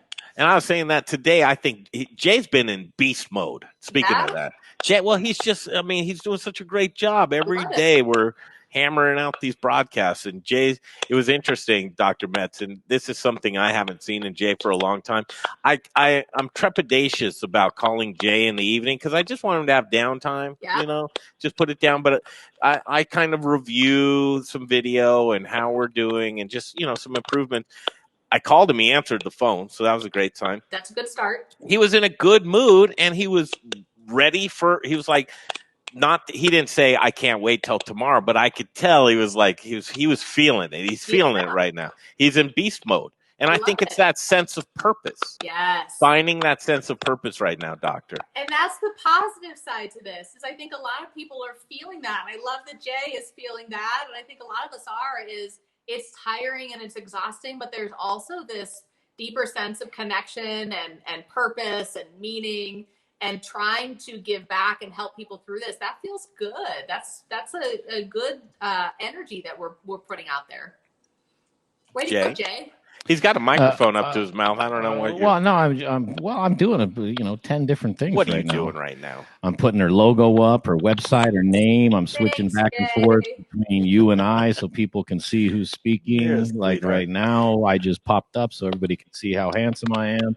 I mean, listen, truthfully, Doctor, I am a head case to a certain degree. I mean, I don't think any more so than anybody else in the world, but I do mine with comedy to bring it up and self-deprecate. But I'm just taking it one day at a time. And so when Greg called me last night, he's right. Normally, if I'm out of the studio, I like to shut down, and I don't know why I like to shut down, but I like to shut. I'm like the most outgoing introvert on the planet, to where I'm never comfortable outside of my home. Yeah. I've been a bartender for a lot of years, and so there's some folks that I'll be telling a story and doing just Jay stuff, and people perceive that to mean that I'm just I'm an outgoing guy and I like to go places and do things.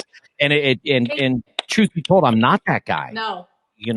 I just do it because I'm there, and sometimes I tell a good story and people enjoy it, but I can't wait to clock out and get home. And I don't know what that is or what that says about me or my insecurities of being out, and I'm afraid people are going to let this woman talk.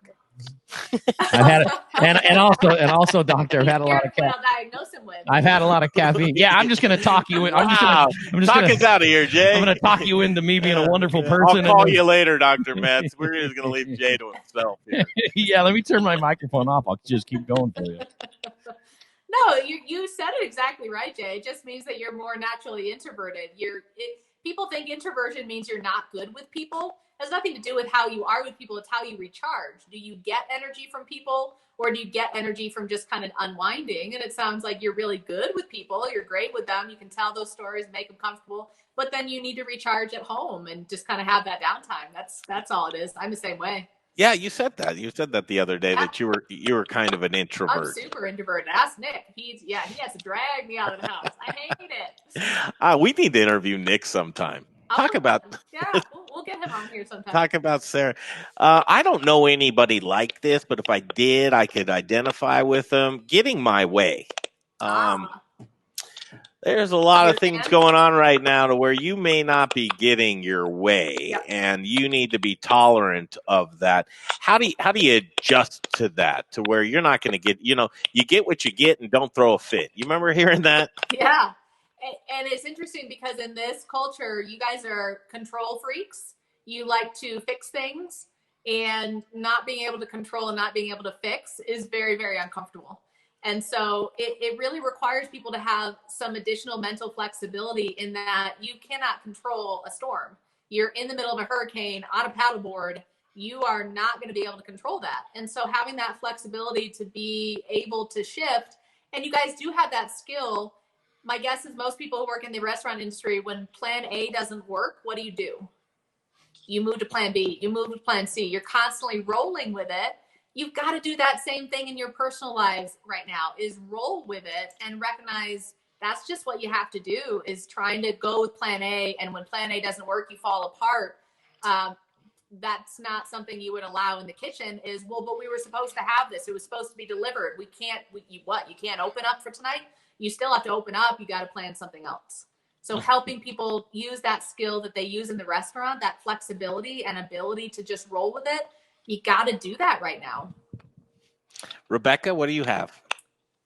Oh, I'd like to ask Dr. Metz a question. Oh, good. What happens when you don't feel like going to work or doing work, or just you want to do your own thing? Yeah. It's okay, isn't it? It's totally okay. And you balance it with if you really, really need it and you need a mental health day, you take a mental health day. But there's a lot of times where this is where adulting comes in handy, is sometimes you adult through that and you suck it up and you work anyway. Yeah. You just got to be able to choose which is it. Do you really need that time away? And yeah, take it when you need it. Absolutely. Prioritize. I told Rebecca that from the beginning, to where it's like, we can't expect you to do this madness that Jay and I are doing. We love having you here, but if you need to take a breath, if you actually need to do, she works for Fourth. That's what she does. She's got a job to do. And so it's like, it's okay to text us and say, I can't. Not today.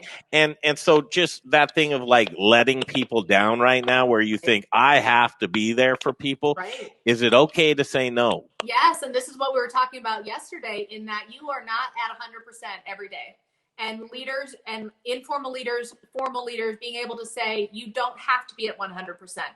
And you have to start that conversation and make it acceptable for people to say, I just can't today. And we're still going to love you. We're still going to welcome you back when you can.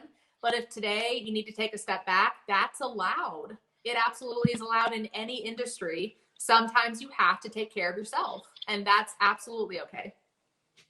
We still love Rebecca, right? Yeah, absolutely. Oh, yeah. She's on the stream right now saying she has a link to the webinar that you did today. So she'll post that link as well. And Jay, it's not okay for you to say no, though. You have to come. To be there. He's essential. Could you imagine this show without Jay? It was all you. Nobody would tune in Yeah. at all. It'd be terrible. Just supporting each other is more important now than ever before. I think we're seeing that from a lot of folks, but I look at this daunting number here. This is what I look. Do you ever wonder what I look at? This is kind of what I look at. So 40 days to go out of 57. We're 17 days in. When you look at the crystal ball of pattern, okay, gonna get a little nerdy here. Hopefully you're good on time. 2 minutes. So if you're a study of history, you're a pretty good predictor of the future. Mm-hmm.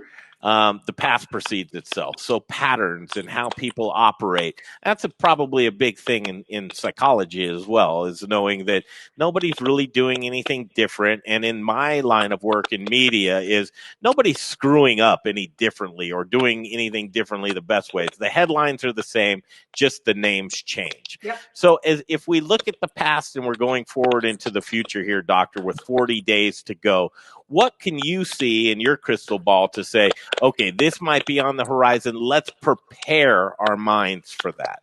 Yeah, I think the biggest thing that, I don't want this to sound like doom and gloom, but I think in terms of preparation, people need to be prepared that the more isolated they are, the longer that goes on, the more irritable they're going to be, the more they're going to turn to drinking, the more they're going to start snapping at their loved ones. And so we just have to be really prepared for those sorts of things, more tension headaches, more all of those categories. Sleep is going to be disrupted. And people have to recognize that's an injury. So with a physical injury, you can't just ignore it and assume it's going to go away. Once it gets bad enough, you got to do something about it.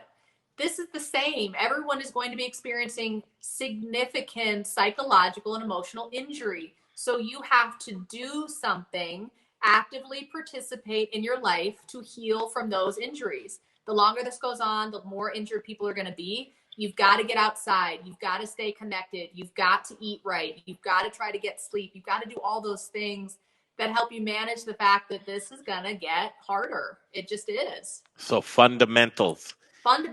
Keep those stuff. Fundamentals. Yeah. And so maybe reaffirm or affirm to yourself, what are these 10 my constitution? Yep.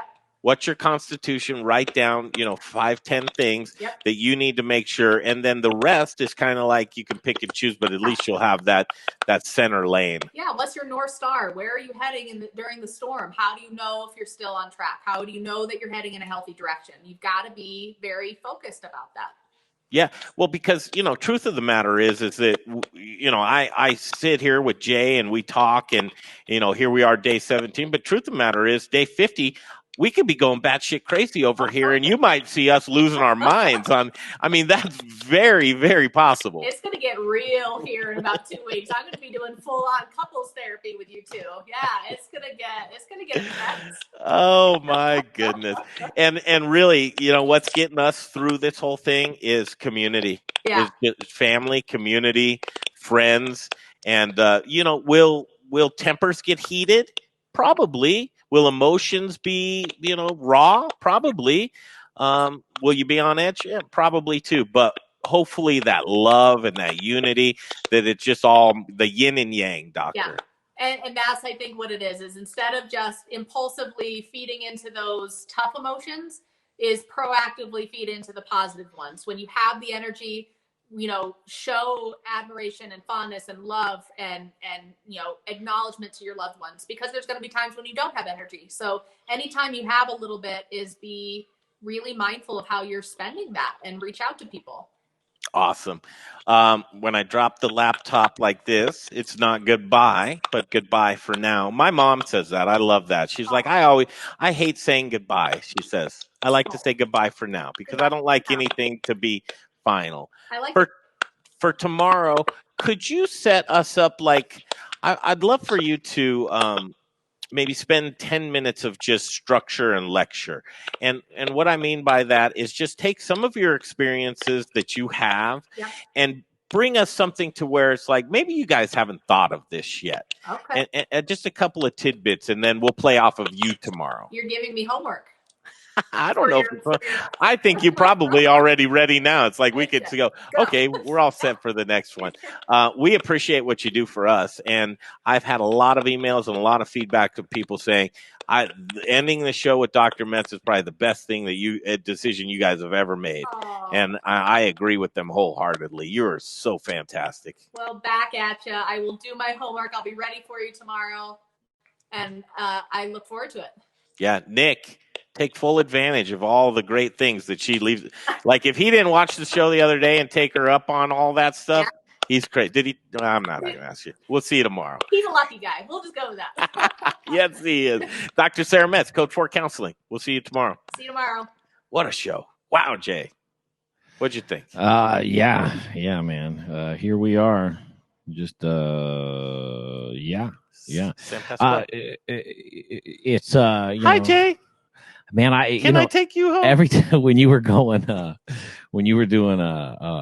Rebecca, you think she's mad talking at me? about. I mean, I don't know. We should have gotten Rebecca on the. But I was like, we should have gotten her on the thing with the Dr. Metz too. Yeah. Dang it! Sorry, Rebecca. Yeah. I hope we see her tomorrow. I see. You think we freaked her out? Probably, but. Or me? When you think I don't know. Between your watch me cry on cue, psychotic episode, and then talking to the puppet, I see her going like, "Oh, you like puppets, Greg?" And I see her making a voodoo doll of you, going like, "When I see you talk to that, I'm going to stab you with a voodoo doll." Oh yeah, thank you. I mean, that's just how I see it. I'm not saying it's happening. Rebecca Berry, guess what? She's gluten-free, and gluten-free things, a dedicated vegan gluten-free bakery in Arvada. Here's what's cool. They're still rolling, and they have a retail facility to where you can go, and it's an essential place. You can go to the storefront, you can pick it up. John Irvin will have it ready for you. I would call ahead, right? Or visit glutenfreethings.com. Glutenfreethings.com. It's interesting because, and I don't know, times like this to where you see these boxes that are being made, it seems like gluten-free is not really being included in some of these boxes.